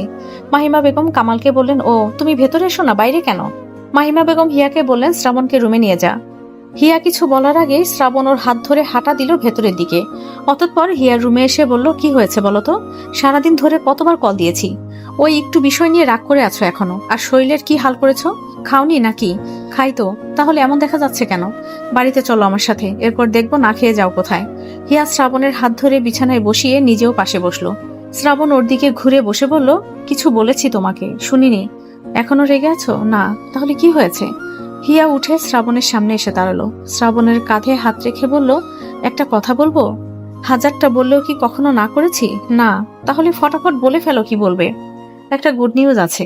শ্রাবণ উদ্বিগ্ন কণ্ঠে বলল, আমি জিজ্ঞাসা করেছি তোমার কি হয়েছে, আর তুমি বলছো গুড নিউজ আছে। তো কি এমন গুড নিউজ বলো দেখি শুনি। হিয়া সময় নিল কিছু সেকেন্ড। এরপরে শ্রাবণের আরো কাছে এসে কানে কানে বলল, আপনি না বাবা হতে চাচ্ছেন। শ্রাবণ তড়িৎ হয়ে হিয়ার চোখে চোখ রাখলো, যেন এটাই ওর প্রশ্ন, সত্যি কিনা। হিয়া মাথা ওপর নিচ নাড়িয়ে হ্যাঁ বোঝালো। শ্রাবণের খুশি দেখে কে? বসা অবস্থাতেই হিয়াকে জড়িয়ে ধরে রইল কিছুক্ষণ, খুশিতে হাসছে। হিয়া শ্রাবণের চুলে হাত বুলিয়ে দিয়ে বলল, আপনাকে আগে বলতে চেয়েছিলাম, কিন্তু আম্মু আগেই সবাইকে জানিয়ে দিয়েছে, আর আপনাকে এখানে আনার জন্য বলেছে এমন কথা। আমি তো অসুস্থ নই। শ্রাবণ মাথা তুলে হেসে বলল, থ্যাঙ্কস শরবতওয়ালি, আমাকে এত গুড নিউজ দেওয়ার জন্য থ্যাঙ্কস। হিয়া হেসে হেসে বলল, তাহলে মিষ্টি কই, মিষ্টি খাওয়ান আমাকে। শ্রাবণ উঠে দাঁড়িয়ে দরজার দিকে এক পলক তাকিয়ে হিয়ার ঠোঁটে ঠোঁট মিশিয়ে দিল।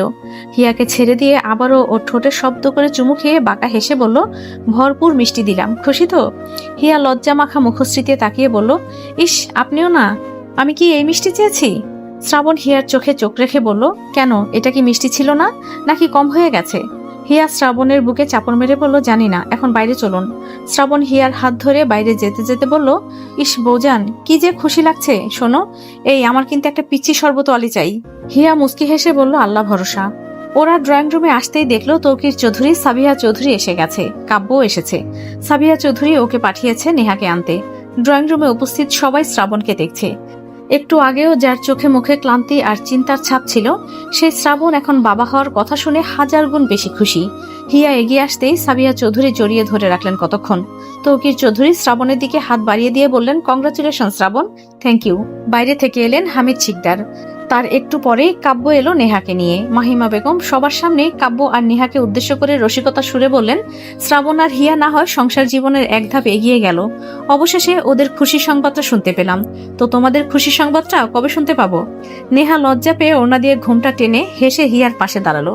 কাব্য ঘাড় চুলকে শ্রাবণকে অন্য কথা বলায় ব্যস্ত হলো। শ্রাবণ কাব্যের কানে কানে বলল, ভাই, ইচ্ছে ছিল তোর আগেই বাবা হব, আর হয়েও গেলাম, সেই খুশি খুশি লাগছে। কাব্য হতবাক, মনে মনে বলল, ভাগ্যিস ভাইয়ার আগে বাবা হয়নি। এই রাতেই সবাই চলে গেলেন। নেহাও ওদের বাসায় চলে গেল, শুধু শ্রাবণ রইল। ও আবার সকালেই চলে যাবে, অফিস আছে। হিয়া রাতের খাবার খায়নি। মাহিমা বেগম শ্রাবণকে আর হিয়াকে ডেকে গেলেন।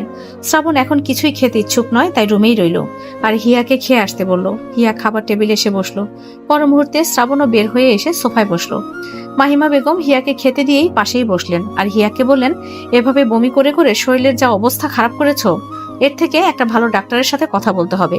শ্রাবণ গলা উঁচিয়ে বলল, কবে থেকে এই অবস্থা ওর? মাহিমা বেগম বললেন, এসেছে থেকেই, বুঝতে দেয়নি, খাওয়া দাওয়া বাদ দিয়ে বসেছিল। শ্রাবণ হিয়াকে উদ্দেশ্য করে বলল, নিজে খাবে না তার বেলায় কিছু না, আর আমি একবেলা তার ফোন না ধরলেই রেগে ফুলে থাকবে। হিয়া মনে মনে বলল, এভাবেই বকে কুল পায় না, আর এখন তো তার সন্তান আসবে, আরো বকে কুল পাবে না। শ্রাবণ হেসে হেসে হিয়াকে বলল, যদি ভেবে থাকো এই খুশির খবর শুনে তোমাকে খাওয়া নিয়ে কথা শোনাবো না, বিষয়টা কিন্তু তেমন থাকবে না। তুমি যেখানেই যাও না কেন, আমার সন্তান যেন কষ্ট না পায়। আম্মা, আপনার মেয়ে পরীক্ষা পর্যন্ত এখানেই থাকুক, পরীক্ষা শেষ হলেই আমি নিয়ে যাব। ঠিক আছে, তাই নিয়ে যেও। হিয়ার খাওয়া শেষ হলে শ্রাবণকে নিয়ে রুমে এলো। শ্রাবণী দরজা লাগিয়ে এসে বিছানায় বসলো। হিয়া গেল ওয়াশরুমে। মিনিট 5 পর বের হয়ে এসে বিছানায় শুলো। শ্রাবণ ফোনটা রেখে হিয়াকে জড়িয়ে ধরে শুলো। এরপরে হিয়ার কপালে, চোখের পাতায়, গালে, নাকে ছোট ছোট করে চুমু দিল। হিয়াও শক্ত করে ধরে রইল ওকে, যেন ছেড়ে দিলে চলে যাবে। শ্রাবণ বাচ্চা নিয়ে কত শত আবদার করলো হিয়ার কাছে, বাচ্চা নিয়ে ঘুরবে, অফিসে যাবে, গাড়ি চালাবে, পার্কে যাবে, আরো কত কথা। ভোরের দিকে উঠেই মাহিমা বেগম রান্না বসিয়ে দিলেন। শ্রাবণ রাতেই বলেছে সকালে চলে যাবে, তাই কি না খেয়ে যেতে দেওয়া যায়? শ্রাবণ ওঠার সাথে সাথেই অল্প কিছু রান্না হয়ে যাবে। ঘন্টাখানিক পর শ্রাবণের ঘুম ভাঙলো। শুরুতে হিয়াকে দেখে মুস্কি হেসে জড়িয়ে ধরে রইল। পাশ থেকে ফোনটা নিয়ে কামালকে কল দিল। Hello sir, good morning. Good morning sir, আমি অর্ধেক রাস্তায় এসে পড়েছি। ভেরি গুড, এসো, এসে কল দিও। Okay sir. শ্রাবণ হিয়াকে ছেড়ে উঠে বসলো। হিয়ার ঘুম ভেঙে গেল, উঠে বসলো। অতঃপর বাচ্চাদের মতো করে শ্রাবণকে জড়িয়ে ধরে বলল, আর একটু শুয়ে থাকুন না প্লিজ, চলে যাবেন না। শ্রাবণ শুধানো গলায় বলল, আবার আসবো তো, এখন যে যেতে হবে, আজকে না গেলে হয় না? হয় না তো, আপনি চাইলেই হবে, কিন্তু আপনিই তো চান না। বলি, পরীক্ষার কয়টা দিনই তো, থাকো, এরপর আমি এসে নিয়ে যাব। ঠিক আছে, তাহলে আর কি, ফ্রেশ হয়ে নিন। শ্রাবণ হিয়াকে ছেড়ে ওয়াশরুমে চলে গেল।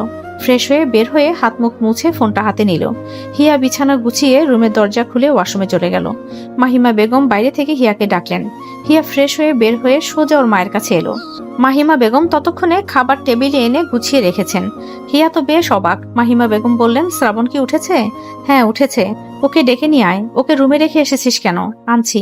শ্রাবণ এসে হালকা কিছু খেয়ে নিল, সাথে নিজের সাথে হিয়াকেও অল্প কিছু খাইয়ে দিয়েছে। কামাল এসে কল দিতেই শ্রাবণ যাওয়ার জন্য প্রস্তুত হলো। হিয়া আর মাহিমা বেগম শ্রাবণকে নিচতলায় এগিয়ে দিয়ে গেল। এর 1 সপ্তাহ পরে শ্রাবণ হিয়াকে নিতে আসে। মাঝে একদিন ওখানেই ওর সাথে থেকে পরদিন সকালেই বাড়িতে চলে আসে। হিয়াকে বাড়িতে পেয়ে সাবিহা চৌধুরী তো মহা খুশি। শ্রাবণ ওকে বাড়িতে রেখে বেরিয়ে গেল। ফিরে এলো সেই বিকেলে।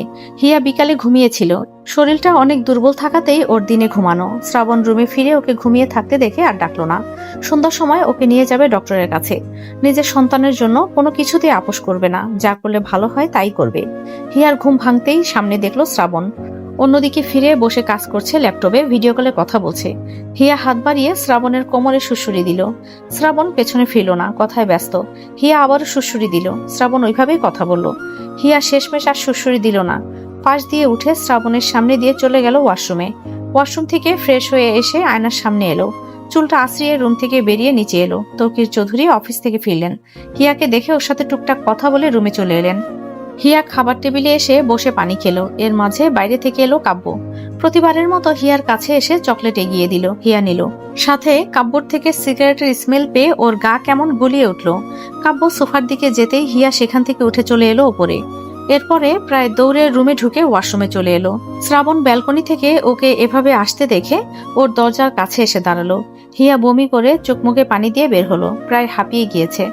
শ্রাবণ হিয়াকে ধরে বিছানায় এনে বসালো। এরপরে পানি এগিয়ে দিয়ে বলল, একটু পর ডক্টর দেখাতে যাব। কথা বলেছি ডক্টরের সাথে। কোনো কিছুর স্মেল নিতে পারো না, বমি করো, খেতে পারো না। এটারও কোনো না কোনো তো ওষুধ আছে। আমি আরো 1 সপ্তাহ আগে থেকেই বলছি ডক্টর দেখাই। তুমি তো যাচ্ছ না। আজ তোমার কোনো বাহানা শুনবো না। আজই যাবেন? কিছু খেয়ে রেডি হও। শুনুন, মা তো রুমেই আছে, ওনাকেও বলুন আমার সাথে যেতে। ঠিক আছে বলছি। শ্রাবণের কথা মতো হিয়া ডক্টরের কাছে গেল। সাথে সাবিহা চৌধুরীও গিয়েছেন। ডক্টর ভালো করে চেক আপ করে বাচ্চার যেন কোনো ক্ষতি না হয় এমন ওষুধ দিয়েছেন। শ্রাবণও কিছুটা হলেও নিশ্চিন্ত হলো। শ্রাবণ ওদেরকে গেটের কাছে নামিয়ে দিয়ে চলে গেল হিয়ার ওষুধ আনতে। সাবিহা চৌধুরী আর হিয়া বাড়ির ভেতরে ঢুকতে দেখলো কাব্য ভেতর থেকে রেগে বের হয়ে এলো। চোখ মুখে রাগ স্পষ্ট, আর ফর্সা মুখশ্রীতে ফুটে উঠেছে বেশি। সাবিহা চৌধুরী ছেলের চেহারা দেখে জিজ্ঞাসা করলেন, কি হয়েছে তোমার? কাব্য উত্তরে কিছু না বলেই চলে গেল। গ্যারেজে এসে বাইক নিয়ে দ্রুত বেরিয়ে গেল। অতঃপর সাবিহা চৌধুরী আর হিয়া বাড়িতে ঢুকলো। নেহা কাদো কাদো মুখ করে কিচেনে সবজি কাটছে। কাব্য আর নেহার 2 রকম অবস্থা দেখে সাবিহা চৌধুরী আর হিয়া দুজনেই অবাক। নেহা সাবিহা চৌধুরী আর হিয়াকে দেখে অন্যদিকে ফিরে চোখ মুছে সবজি কাটায় মনোযোগ দিল। সাবিহা চৌধুরী রুমে চলে গেলেন, সাথে হিয়াও। কাব্য আর নেহার মাঝে কি হয়েছে না হয়েছে সেটা ওদের হাজবেন্ড ওয়াইফের ব্যাপার। সাবিহা চৌধুরী আর হিয়া এই নিয়ে কথা বলতে চায় না। যদি নেহা নিজে থেকে বলতো তাহলে সেটা অন্য ব্যাপার। সাবিহা চৌধুরী রুমে ফিরে এসে ডক্টর হিয়াকে কি বলল সেই কথাই তৌকির চৌধুরীকে বললেন। কিছুক্ষণ পরেই শ্রাবণ ওষুধ নিয়ে রুমে ঢুকলো। হিয়া সামনে দাঁড়িয়ে আদুরে গলায় বলে, এত তাড়াতাড়ি ফিরে এলেন? তো কি নিয়ে এসেছেন আমার জন্য? ওষুধ। হিয়া শ্রাবণের হাত আঁকড়ে ধরে রুমে ঢুকতে ঢুকতে শুধালো, এখন কি খালি হাতে আসলে হবে? হবে না তো। শ্রাবণ ভুরু উঠিয়ে বলল, আচ্ছা তো ম্যাডাম কি খাবেন শুনি? নিয়ে আসছি। কিচ্ছু খাবো না, এমনি বললাম। এখন তো কিছু খেতেই পারি না। ওষুধ খেয়ে স্বাভাবিক হই, তারপরে যখন যা মন চাইবে তাই এনে দিতে হবে। আর হ্যাঁ শুনুন, একবারে এত জিনিস আনা আমার কিন্তু পছন্দ না। আপনার তো আবার অভ্যাস খারাপ। একটু জিনিস চাইলে এত এত এনে ভরে ফেলেন, তা চলবে না। আমি বায়না ধরবো আর আপনি একটু পরপর এনে দেবেন। শ্রাবণ খুব মনোযোগ দিয়ে কথাগুলো শুনছে। ভালোই লাগে এমন শাসন, আবার খেপাতেও ভালোই লাগে। শ্রাবণ মাথা নাড়িয়ে বলল, আমার বউ বলে কথা। আমি তোমার জন্য বাড়ির সামনে একটা শপ দেব, যখন যা মন চাইবে বিনা অনুমতিতে নিয়ে আসবে। হিয়া রেগে গেল। ও বলল কি আর বোঝাচ্ছে কি? শ্রাবণের বুকে কিল মেরে বলল, আমি কিন্তু তাহলে বাপের বাড়ি চলে যাব। শ্রাবণ ওষুধগুলো রেখে গাছাড়া ভাব নিয়ে বলল, যেখানেই যাও আমার সন্তান আমার কাছে দিয়ে তারপরে যেও। হিয়া উত্তরে বলল, এখনই না, অপেক্ষা করুন। ঠিক আছে, তুমি অপেক্ষা করো সেই পর্যন্ত। আমার সন্তান না হওয়া পর্যন্ত আমার কাছে থেকে যাও। এরপরে সন্তান হলে আমার জিনিস আমাকে বুঝিয়ে দিয়ে বাপের বাড়ি চলে যেও। কথাটা বলে শ্রাবণ নিজের হাসি আটকে রাখলো। হিয়া বিছানায় বসে ধরা গলায় বলল, যাব না কোথাও, সন্তানও দেব না, এখানেই থাকবো। সন্তান দুজনেরই থাকবে। শ্রাবণ হেসে বলল, যাক বুঝেছো। এই শোনো, এখানে দেখো খাওয়ার আগের ওষুধ আছে একটা, এখন খেয়ে নাও। খাচ্ছি। শ্রাবণ শার্ট খুলে টি শার্ট পরে নিল, পারফিউম হাতে নিয়ে আবারও রেখে দিল। হিয়া স্মেল নিতে পারে না তাই দিল না। এরপরে বেরিয়ে গেল। হিয়া ওষুধটা খেয়ে রুম থেকে বেরিয়ে নিচে এসে বসলো। তখন নেহা নিচে ছিল না, ফাহিমা বেগমই রান্না করছিল। তৌকির চৌধুরী এসে বসলেন আর ফাহিমা বেগমকে বললেন কফি দিতে। হিয়া কফির কথা শুনে উঠে চলে গেল কিচেনে। ফাহিমা বেগমকে কফি বানাতে না দিয়ে নিজেই শ্বশুরের জন্য কফি বানিয়ে নিয়ে এলো। তৌকির চৌধুরী কফি নিয়ে বললেন, তুমি কফি বানাতে গেলে কেন? বাবা, আমি বুঝতে পারছি না আপনারা আমায় এত তুলো করছেন কেন। বলি একটু কাজ করলে কিছুই হবে না তো। তৌকির চৌধুরী কফি নিয়ে বললেন, তুমি কফি বানাতে গেলে কেন? বাবা, আমি বুঝতে পারছি না আপনারা আমায় এত তুলো করছেন কেন। বলি একটু কাজ করলে কিছুই হবে না তো। কিছু হোক আর না হোক কোনো কাজই করার দরকার নেই। শ্রাবণ নিচে নামতে নামতে তৌকির চৌধুরীকে বলল, তোমার বৌমাকে কিছু বলো না, কিছু বললেই চলে যাওয়ার হুমকি দেয়। কথাটা তামাশা মনে হলো, হিয়ার কাছে খোঁচা মনে হলো। তৌকির চৌধুরী বোঝেনি শ্রাবণের কথা, তাই জিজ্ঞাসা করলো, কোথায় চলে যাবে? কোথায় আবার? বাপের বাড়ি। তোমার বৌমাকে কোনো কথা বললেই বলে বাপের বাড়ি চলে যাব। হিয়া ছোট ছোট চোখ করে তাকিয়ে রইল। এরপরে ধূপধাপ পা ফেলে চলে গেল ওপরে। তৌকির চৌধুরী আর শ্রাবণ দুজনেই হাসলেন এতে। তৌকির চৌধুরী শ্রাবণকে বললেন, তুমিও না ওকে শুধু শুধু রাগিয়ে দাও। ও কি সিরিয়াস হয়ে বলে নাকি? মজা করেই তো বলে। ওকে রাগাতে ভালোই লাগে, এখন দেখো কোন রূপ নিয়ে আসে। তৌকির চৌধুরী বললেন, দেখা যাক কি হয়। হিয়া সাবিহা চৌধুরী রুমে এলো। সাবিহা চৌধুরী সোফায় বসে তৌকির চৌধুরী জামা কাপড় ভাঁজ করছিলেন। হিয়া তার সামনে দাঁড়ালো। মা। হ্যাঁ বলো। হিয়া সাবিহা চৌধুরীর পাশে বসে বলল, মা, আপনার ছেলে না সব সময় খেপায়। আমি যে চৌধুরী বাড়ির বউ, আমার যে মান সম্মান আছে, ওনার তা মাথাতেই থাকে না। সাবিহা চৌধুরী কাপড় রেখে মনোযোগী হয়ে বললেন, কিছু বলেছে মা? মা, আপনি তো জানেনই আমার আবার বাপের বাড়ি চলে যাব, এই ডায়লগটা মুখে বেশি আসে। সেটা নিয়ে সব সময় খোঁচা মেরে কথা বলে। তবে শ্রাবণও তোমার সাথে মজা করেই বলে। আমি যে মজা করে বলি সেটা কি বোঝে না আপনার ছেলে?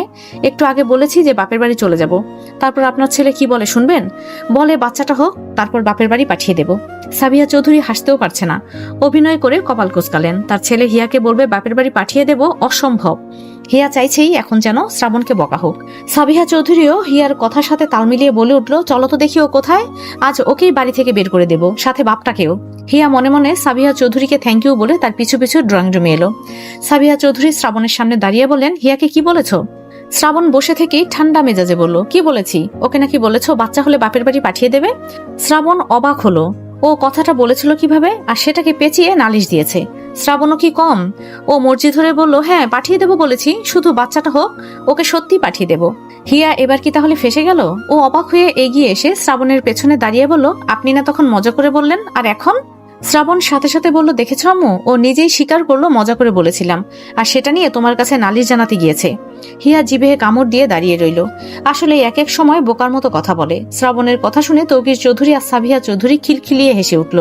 সাবিহা চৌধুরী উপরের দিকে যেতে যেতে ওদেরকে উদ্দেশ্য করে বললেন, আমি আগেই জানতাম এরকম কিছুই হবে। শ্রাবণ হেসে হেসে বলল, জানোই তো, তোমার বৌমার মাথার একটা তার ছিঁড়া। হিয়া বেগতিক রেগে গিয়ে বলল, তার ছিঁড়া বউ বিয়ে করতে গিয়েছিলেন কেন? হ্যাঁ? তৌকির চৌধুরী বসে থাকতে পারলেন না, উঠে হাসতে হাসতে সিঁড়ির দিকে চলে গেলেন। হিয়াও হেসে শ্রাবণের কাছে এসে বসলো। তৌকির চৌধুরী তা দেখে বললেন, সেই তো মিলেই গেল দুজনে, এত ঝগড়া করে লাভটা পেলে কি? ভাগ্যিস শ্রাবণ আর হিয়া বাড়িতে এসেছিল, না হলে বাড়িটা এত হাসি খুশিতে ভরাই থাকতো না। শ্রাবণ নিজেকে বাহাবা দিয়ে বলল, দেখতে হবে তো কার পছন্দ, তাসির চৌধুরী শ্রাবণের। হিয়া মাথা দুদিকে নাড়িয়ে বলল, মোটেও না, আমি মেসেজ দিয়েছিলাম বলেই পেয়েছেন আমাকে, না হলে এত সুন্দরী বউ পেতেন, জীবনেও পেতেন না। তৌকির চৌধুরী আর শ্রাবণ রাতের খাবার খেয়ে রুমে চলে গেল। সাবিহা চৌধুরী, হিয়া, নেহা খায়নি। সাবিহা চৌধুরী দুজনকেই খেতে বসতে বললেন। নেহা খাবে না বলল, কাব্য ফিরলে একসাথেই খাবে। তবুও সাবিহা চৌধুরী বললেন, নেহা তুমি খেয়ে নাও তো, কাব্য এলে ওকে খেতে দিও, আর ও মনে হয় বাইরেই খেয়ে আসবে, এ পর্যন্ত তো বাইরে গেলে খেয়েই ফেরে, তুমি ওর জন্য অপেক্ষা না করে খেয়ে নাও মা। নেহা মাথা নাড়িয়ে বলল, না মা, ফিরুকুনি একসাথেই খাবো। সাবিহা চৌধুরী বললেন, ঠিক আছে তাহলে আর কি, অন্য কিছু খাও। নেহা তবুও কিচ্ছুটি মুখে তুলল না। কাব্য বেরিয়েছে রাগ করে, খাবে কি খাবে না সেটা ওই জানে, তাও নেহার অপেক্ষা করাই উচিত। নেহা রুমে গিয়ে শুলো। এদিকে সাবিহা চৌধুরী আর হিয়া কিচেন আর খাবার টেবিল গুছিয়ে যে যার রুমে চলে গেল। কাব্য 11টা নাগাদ বাড়ি ফিরল। রুমে এসে নেহাকে ঘুমিয়ে পড়তে দেখে আর ডাকলো না, ও নিজেও শুয়ে পড়ল। সকাল সকাল হিয়া ড্রয়িং রুমে এসে দেখে কাব্য ড্রয়িং রুমে বসে আছে। হিয়া রুম থেকে বেরোনোর পর শ্রাবণ হাতে ল্যাপটপ নিয়ে নিচে এলো। এখন থেকে দুই দণ্ড হিয়াকে চোখের আড়াল করতে ইচ্ছুক নয়। হিয়া শ্রাবণ আর কাব্যর জন্য কফি বানিয়ে নিয়ে এলো। নেহাও নিচে এসে কিচেনে ঢুকলো।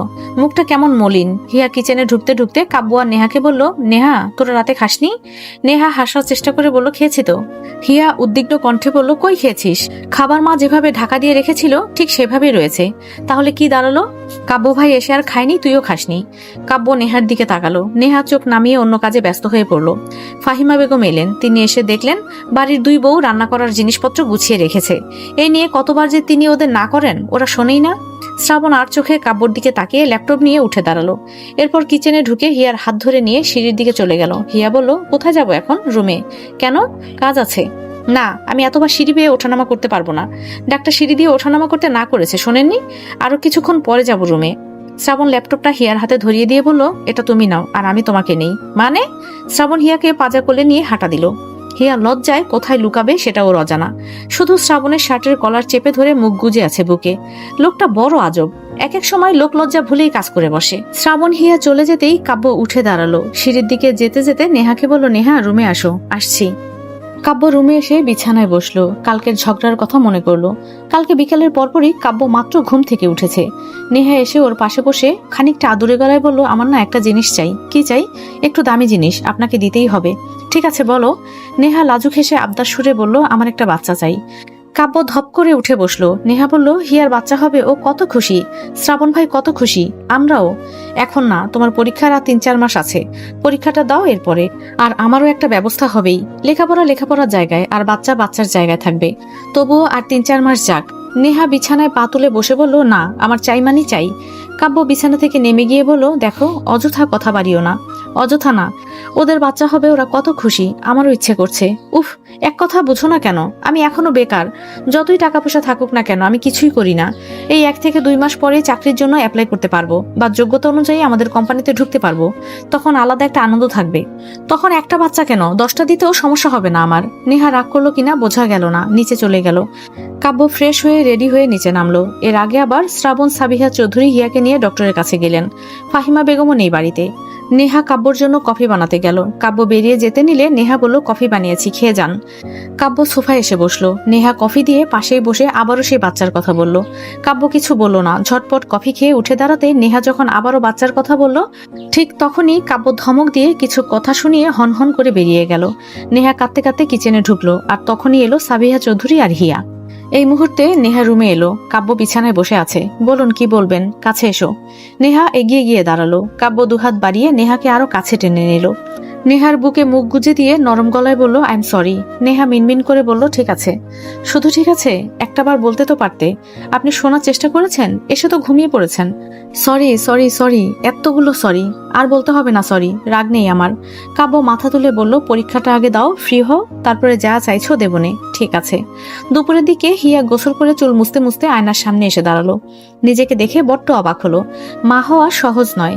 যতই আনন্দ থাকুক না কেন, একজন মাই জানে একজন সন্তান হওয়ার পেছনে তার কতটুকু কষ্ট থাকে। ফাহিমা বেগম শ্রাবণের জন্য খাবার দিয়ে গেলেন, সাথে কফি। শ্রাবণ ওয়াশরুম থেকে বের হলো শুধু টাওয়েল পরে। হিয়া বরাবরের মতোই ওর বডির দিকে তাকিয়েই রইল। জিজ্ঞাসা করলো, চৌধুরী সাহেব, আপনার বয়স কত?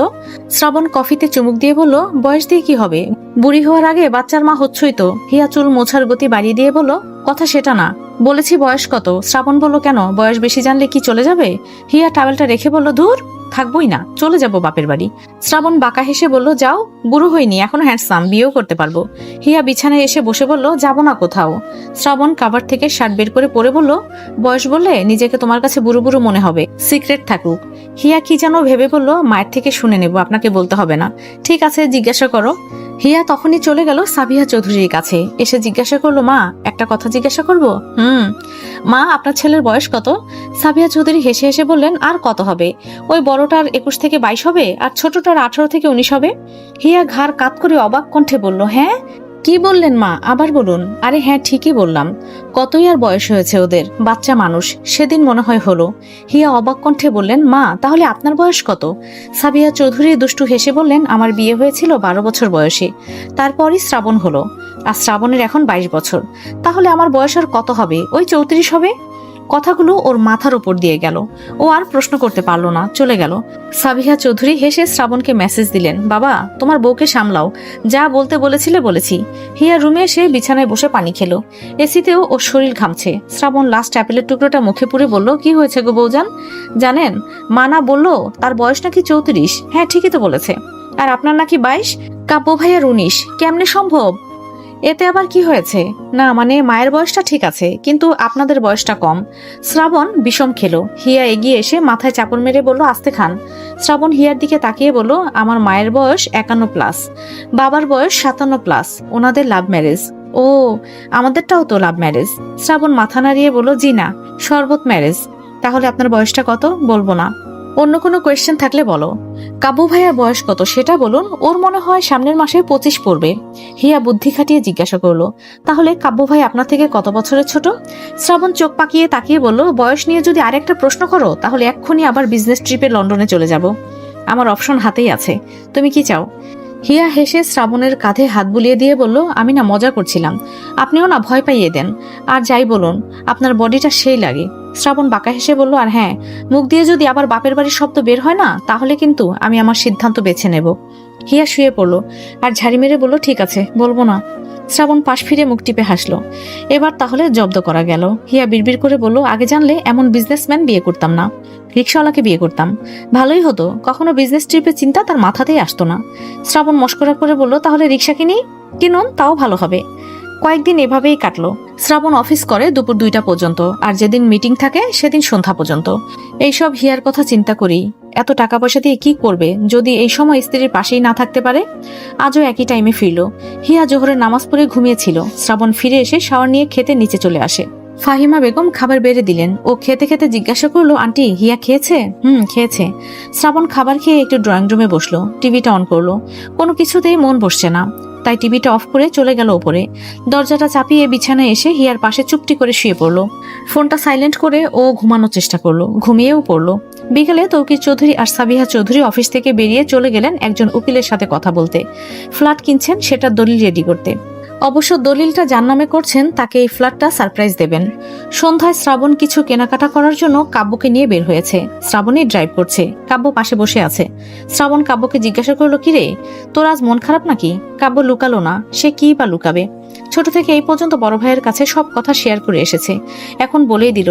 আর বলো না তো, ভাবির বান্ধবী বিয়ে করে এখন বেকায়দায় পড়ে গেছি। কেন, কি হলো আবার? ভাবি মানে হিয়া মা হচ্ছে না, সেই দেখা দেখি নেহারও ইচ্ছা করছে মা হতে। কেমন একটা অবস্থা।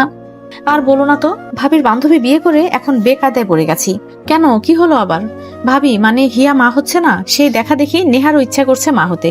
কেমন একটা অবস্থা। সেটা নিয়ে বকাঝকা করেছি, খায়নি, গাল ফুলিয়ে বসে আছে। পরে বোঝালাম এখন একটু ভালো। শ্রাবণ খিলখিল করে হেসে দিল। কাব্য বড় ভাইয়ের দিকে ঘুরে বলল, হাসছো তুমি? হাসবো না তো কি করব, দুই বান্ধবী না।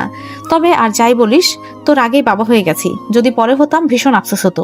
আল্লাহ যা করে ভালোর জন্যই করে। কাব্য তবদা খেয়ে তাকিয়ে রইল। হিয়া কল দিল শ্রাবণকে। রিসিভ করতেই বলল, আপনি কোথায়? বাড়ির দিকে আসছি। হিয়া বুঝলো না, বলল, কি বললেন আবার বলুন, নেটওয়ার্কের সমস্যা মনে হয়। বলছি বাড়ির দিকেই ফিরছি। কি এসে পড়েছেন কি? শ্রাবণ বলল, না, কিছু লাগবে তোমার? হিয়া ভালোভাবে শুনতে না পেরে কল কেটে দিয়ে মেসেজ দিল, আপনি কোথায়? শ্রাবণ লিখলো, বাড়ির দিকে আসছি, কিছু আনতে হবে? বলো, নিয়ে আসছি। হিয়া টক কিছু আনলে ভালো হয় লিখতে গিয়ে ভুলে লিখে ফেললো, লক কিছু আনলে ভালো হয়। লিখে দিয়ে এশার নামাজ পড়তে গেল। দেখলোও না যে টকের বদলে সেটা লক হয়ে আছে। আর শ্রাবণ এই মেসেজের মানে বুঝতে পারছে না। কাব্যকে জিজ্ঞাসা করলো, কাব্য, লক মানে কি রে? হিয়া লক নিতে বলেছে। কাব্য কি যেন ভেবে বলল, লক মানে দরজা লক করে ওইটা না? ওইটাই তো, হয়তো তালা নিতে বলেছে। দরজায় লাগবে মনে হয়। শ্রাবণ কপালে ভাঁজ ফেলে বলল, কি তালা? হয়তো ভাবিকে মা অথবা ফাহিমা আন্টি বলেছে। শ্রাবণ আর কাব্য বাড়িতে ঢুকলো। হিয়া নিচেই ছিল, সাথে আবার তৌকির চৌধুরী আর নেহাও ছিল, আর ফাহিমা বেগম কিচেনে। শ্রাবণ এগিয়ে এসে হিয়াকে একটা ব্যাগ ধরিয়ে দিল। ব্যাগটা একটু ভারী। শ্রাবণ পাশেই গা এলিয়ে দিয়ে বসলো। কাব্য খাবার টেবিলে গিয়ে পানি খাচ্ছে। হিয়া ব্যাগটা খুলে 4টা তালা দেখে অবাক হলো বই কি। শ্রাবণকে জিজ্ঞাসা করলো, এই আপনি তালা নিয়ে এসছেন কেন? শ্রাবণ বলল, তুমি তো বললে। হিয়া অবাক কণ্ঠে বলল, আমি কখন তালা আনতে বললাম? শ্রাবণ সোজা হয়ে বসলো। তুমি তো মেসেজ দিয়ে বললে যে লক কিছু নিয়ে আসলে ভালো হয়, আর কাব্য আমাকে বুঝিয়ে বললো লক মানি তালা, তাই তালা নিয়ে এসছি। হিয়া নিজের কপাল চাপড় মেরে বলল, হায় কপাল, আমি টক কিছু আনতে বলেছি, ভুলে টকের জায়গায় লক লিখে ফেলেছি।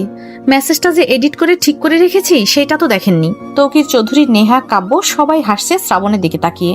শ্রাবণ কটমট দৃষ্টিতে কাব্যর দিকে তাকালো। কাব্য আমতামতা করে বলল, ওই আসলে লক মানে তো তখন তালাই মাথায় এসেছে। ভুল কি বলেছি ভাইয়া? হিয়া তালাগুলো শ্রাবণের হাতে দিয়ে বলল, আপনার তালা আপনিই রাখুন। আরে রাগ করছো কেন? ভুল হতেই পারে, ঠিক আছে মেনেও নিলাম। এখন এই 4টা তালা দিয়ে কি করব কি? শ্রাবণ ফিচেল হেসে বলল, খাও।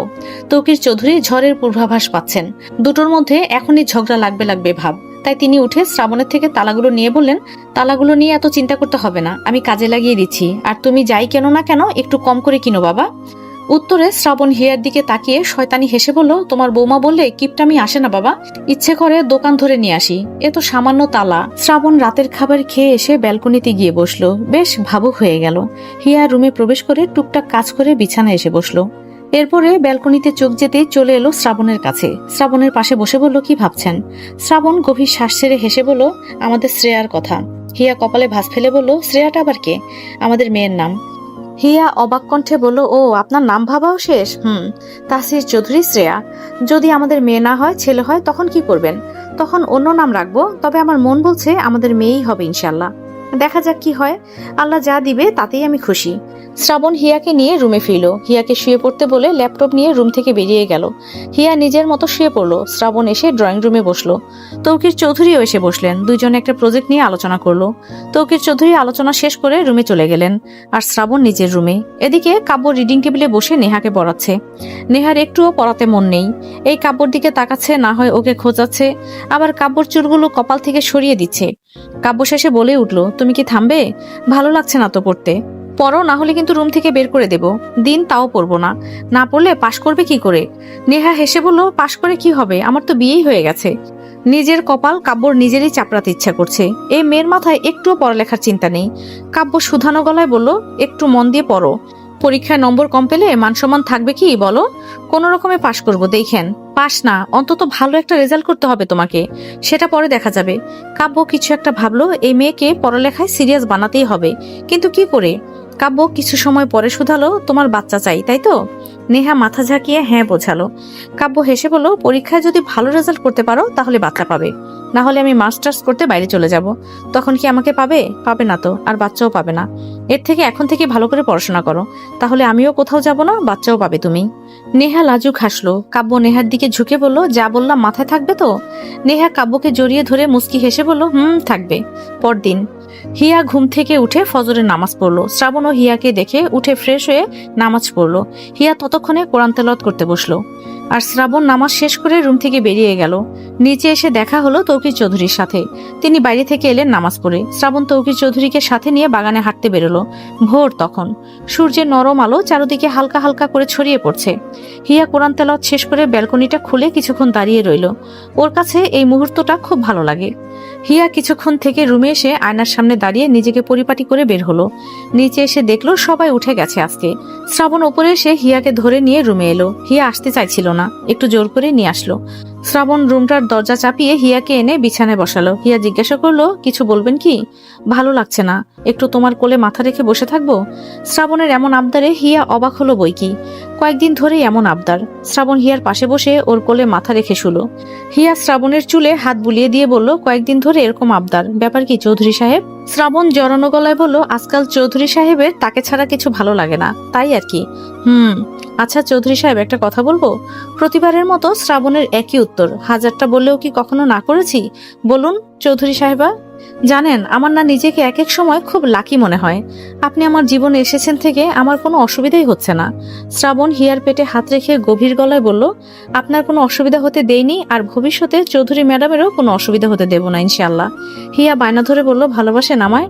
বলুন না একবার। ভালোবাসি ভালোবাসি ভালোবাসি, অনেক অনেক অনেক বেশি ভালোবাসি। হিয়া খুশি হয়েই শ্রাবণের গালে পরপর 2বার চুমু খেলো।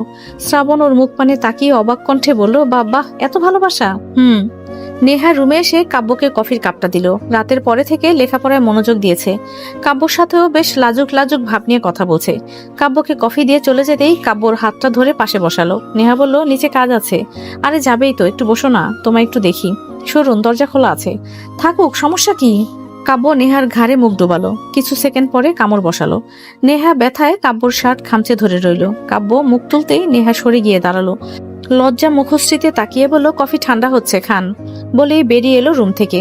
বেশ ফুরফুরে মনে নিচে এসে কিচেনে ঢুকলো। মাহিমা চৌধুরী রান্না করছেন। নেহার এখানে কোনো কাজ নেই, তাই ড্রয়িং রুমে এসে সাবিয়া চৌধুরী পাশে বসলো, আর তাকে জিজ্ঞাসা করলো, মা বাবা কই গেল? রুমে বোধ হয়। সাবিয়া চৌধুরী হুট করে চোখ গেল নেহার গলার দিকে। তিনি মিটমিট হাসলেন। কিছু বলতে গিয়েও বললেন না, থাক, আবার লজ্জা পাবে। নেহাও সাবিয়া চৌধুরীর হাসি দেখে কিছু হলেও আন্দাজ করতে পারছেন। ভীষণ লজ্জা পাচ্ছে ও। দেখতে দেখতে হিয়া আর নেহার এসএসসি পরীক্ষা চলে এলো। দুজনেই বাপের বাড়িতে থেকে পরীক্ষা দেবে। প্রথম পরীক্ষার দিন শ্রাবণ হিয়ার সাথে ছিল। হিয়ার প্রেগন্যান্সির তখন 7 মাসের প্রথম সপ্তাহ চলে। পেটটা ভালোই বোঝা যায়। প্রথম দিন শ্রাবণ ও মাহিমা বেগম সাথে গেলেন। হিয়া টানা 3 ঘন্টা বসে পরীক্ষা দিয়ে বের হলো। অবশ্য ওর কাছে এতক্ষণ বসে থাকা কষ্টকরই, কিন্তু প্রকাশ করেনি। কলেজের ভেতরেই ছিল শ্রাবণ। হিয়াকে দেখতে পেয়ে এগিয়ে গিয়ে হাতটা ধরে নিয়ে এলো। হিয়াকে বলল, বেশি কষ্ট হয়েছে কি? বেশি কষ্ট লাগলে পরীক্ষা দিতে হবে না। মানুষ না বাঁচলে পরীক্ষা দিয়ে কি হবে? অতটাও সমস্যা হয়নি তো, আপনিও না এত চিন্তা করেন। আশেপাশে দেখুন, আমার মতো আরো কত প্রেগনেন্ট মেয়ে পরীক্ষা দিচ্ছে। শ্রাবণ গম্ভীর কণ্ঠে বলল, তোমার এই জেদের জন্য আমাদের সন্তানের যদি কিছু হয় না, তাহলে এই কলেজেই বেঁধে রেখে যাব। হিয়া মুখ বাঁকিয়ে বলল, আমার সন্তান বলতে আসছে। পেটে ধরে কষ্ট করছি আমি, আর ওনার সন্তান হয়ে গেল, দেব না সন্তান। শ্রাবণ ঘাড় হালকা কাত করে বলল, দেখি না দিয়ে কোথায় যাও, দুনিয়ার যে প্রান্তে যাও না কেন আমার সন্তান আমি আমার কাছেই আনবো। আর রইল সন্তানের মা, তাকে আমার বাড়িতে নিয়ে শিকল দিয়ে বেঁধে রাখবো। শ্রাবণের কল এলো, এক জায়গায় যেতে হবে, তাই হিয়াকে নিয়ে বের হয়ে গাড়িতে উঠলো। আজ কামালকে নিয়ে আসেনি, নিজেই ড্রাইভ করে নিয়ে গেল হিয়াদের বাসায়। হিয়া আর মাহিমা বেগমকে নামিয়ে দিল, আর হিয়াকে বলল, সাবধানে থেকো, আমি আসছি। ঠিক আছে, সাবধানে যাবেন। হিয়া ওপরে এসে শাওয়ার নিয়ে বসে রইল, মাহিমা বেগম খাবার খাইয়ে দিয়ে গেলেন। এভাবেই চললো পরীক্ষার কয়েকটা দিন। এরপরে সাবিহা চৌধুরী আর তৌকির চৌধুরী হিয়াকে নিয়ে গেলেন বাড়িতে। বাড়িতে আসার পরে হিয়াকে বেশি নিচতলায় নামতে দেওয়া হয় না বললেই চলে। তবে হিয়া অনেক সময় দেখা যায় ড্রয়িং রুমে বসে থাকে। শ্রাবণ এলে ও সাথে নিয়ে ওপরে যায়। প্রতিদিনের মতো আজও শ্রাবণ বিকেলেই ফিরল। হিয়া সোফায় বসে টিভি দেখছিল। শ্রাবণ সোজা হয়ে হিয়ার সামনে হাঁটু গেড়ে বসলো, হিয়ার পেটের সাথে নিজের মাথা ঠেকালো। হিয়া হেসে হেসে বলল, আপনি সত্যি একটা পাগল, ফ্রেশ হয়ে আসবেন তো, ভালো লাগছে না, একটু থাকতে দাও। ঠিক আছে। শ্রাবণ গভীর গলায় বলল, অর্ধেক জীবন তো টাকা পয়সার পেছনে ছুটলাম, মাঝে দেখা হলো তোমার সাথে, তোমাকে নিয়ে সুন্দর সুন্দর সময় কাটানোর পরে আল্লাহ সন্তান দেবে। এখন আমার তোমাদের ছাড়া কিছু ভালো লাগে না, ইচ্ছে করে সারাদিন তোমাদের কাছেই থাকি। হিয়া হাসলো। শ্রাবণ মিনিট 10 ওভাবেই বসে থেকে উঠে দাঁড়ালো। শ্রাবণ আশেপাশে তাকিয়ে বলল, একাই বসেছিল এতক্ষণ? বাড়ির সবাই কই? নেহা মাকে সাথে নিয়ে বাইরে গেছে। কখন? ঘন্টাখানেক হবে। শ্রাবণ খানিকটা রেগে গিয়ে বলল, তাই তোমাকে একা রেখে যাবে? আসুক আজ। আর কাব্য কোথায়? ও ওর বউ নিয়ে যেতে পারে না? হিয়া উঠে দাঁড়িয়ে বলল, মা আর নেহা যেতে চাইনি, আমিই যেতে বলেছি। এখন রুমে চলো, আপনি ফ্রেশ হয়ে আসুন, আমি নিচেই থাকি। শ্রাবণ হিয়াকে কোলে করে নিয়ে গেল উপরে। যেতে যেতে বলল, তোমাকে নিয়ে নামবো, আবার তোমাকে নিয়ে উঠবো, 1000বার হলেও তাই করব, তাও নিচে রেখে যাব না। কিছুই হতো না, শুধু শুধু চিন্তা করেন। শ্রাবণ হিয়াকে বিছানায় বসিয়ে দিয়ে চলে গেল শাওয়ার নিতে। শাওয়ার নিয়ে বের হয়ে কাপড় চোপড় পরে আবারও হিয়াকে নিয়ে নিচে এলো। হিয়া শ্রাবণকে খেতে দিয়ে পাশে বসলো। তৌকির চৌধুরী বাইরে থেকে এসে সোফায় বসলেন। শ্রাবণ হিয়াকে বলল, কালকে ডক্টরের কাছে যেতে হবে, মনে আছে তো? মনে আছে। আর হ্যাঁ, কালকে অফিসে যাচ্ছি না, তোমার জন্য একটা সারপ্রাইজ আছে। সারপ্রাইজ? কখন দেবেন? ডক্টরের থেকে আসার সময় দেব। হিয়া মাথা নেড়ে বলল, বেশ, তাই দিয়েন। তৌকির চৌধুরী গলা উঁচিয়ে হিয়াকে বলল, হিয়া মা, তোমার জন্য আমিও একটা সারপ্রাইজ রেখেছি, কালকে ডক্টরের কাছ থেকে ফিরে এসো, তারপরে দেবো ইনশাল্লাহ। হিয়া পেছনে ফিরে হেসে বলল, আপনিও আমার জন্য সারপ্রাইজ রেখেছেন? তা কি বলা যাবে আমাকে বাবা? তৌকির চৌধুরী মুখে হাসি রেখে মাথা নাড়াতে নাড়াতে বললেন, বলা যাবে না মা, সারপ্রাইজই রইল।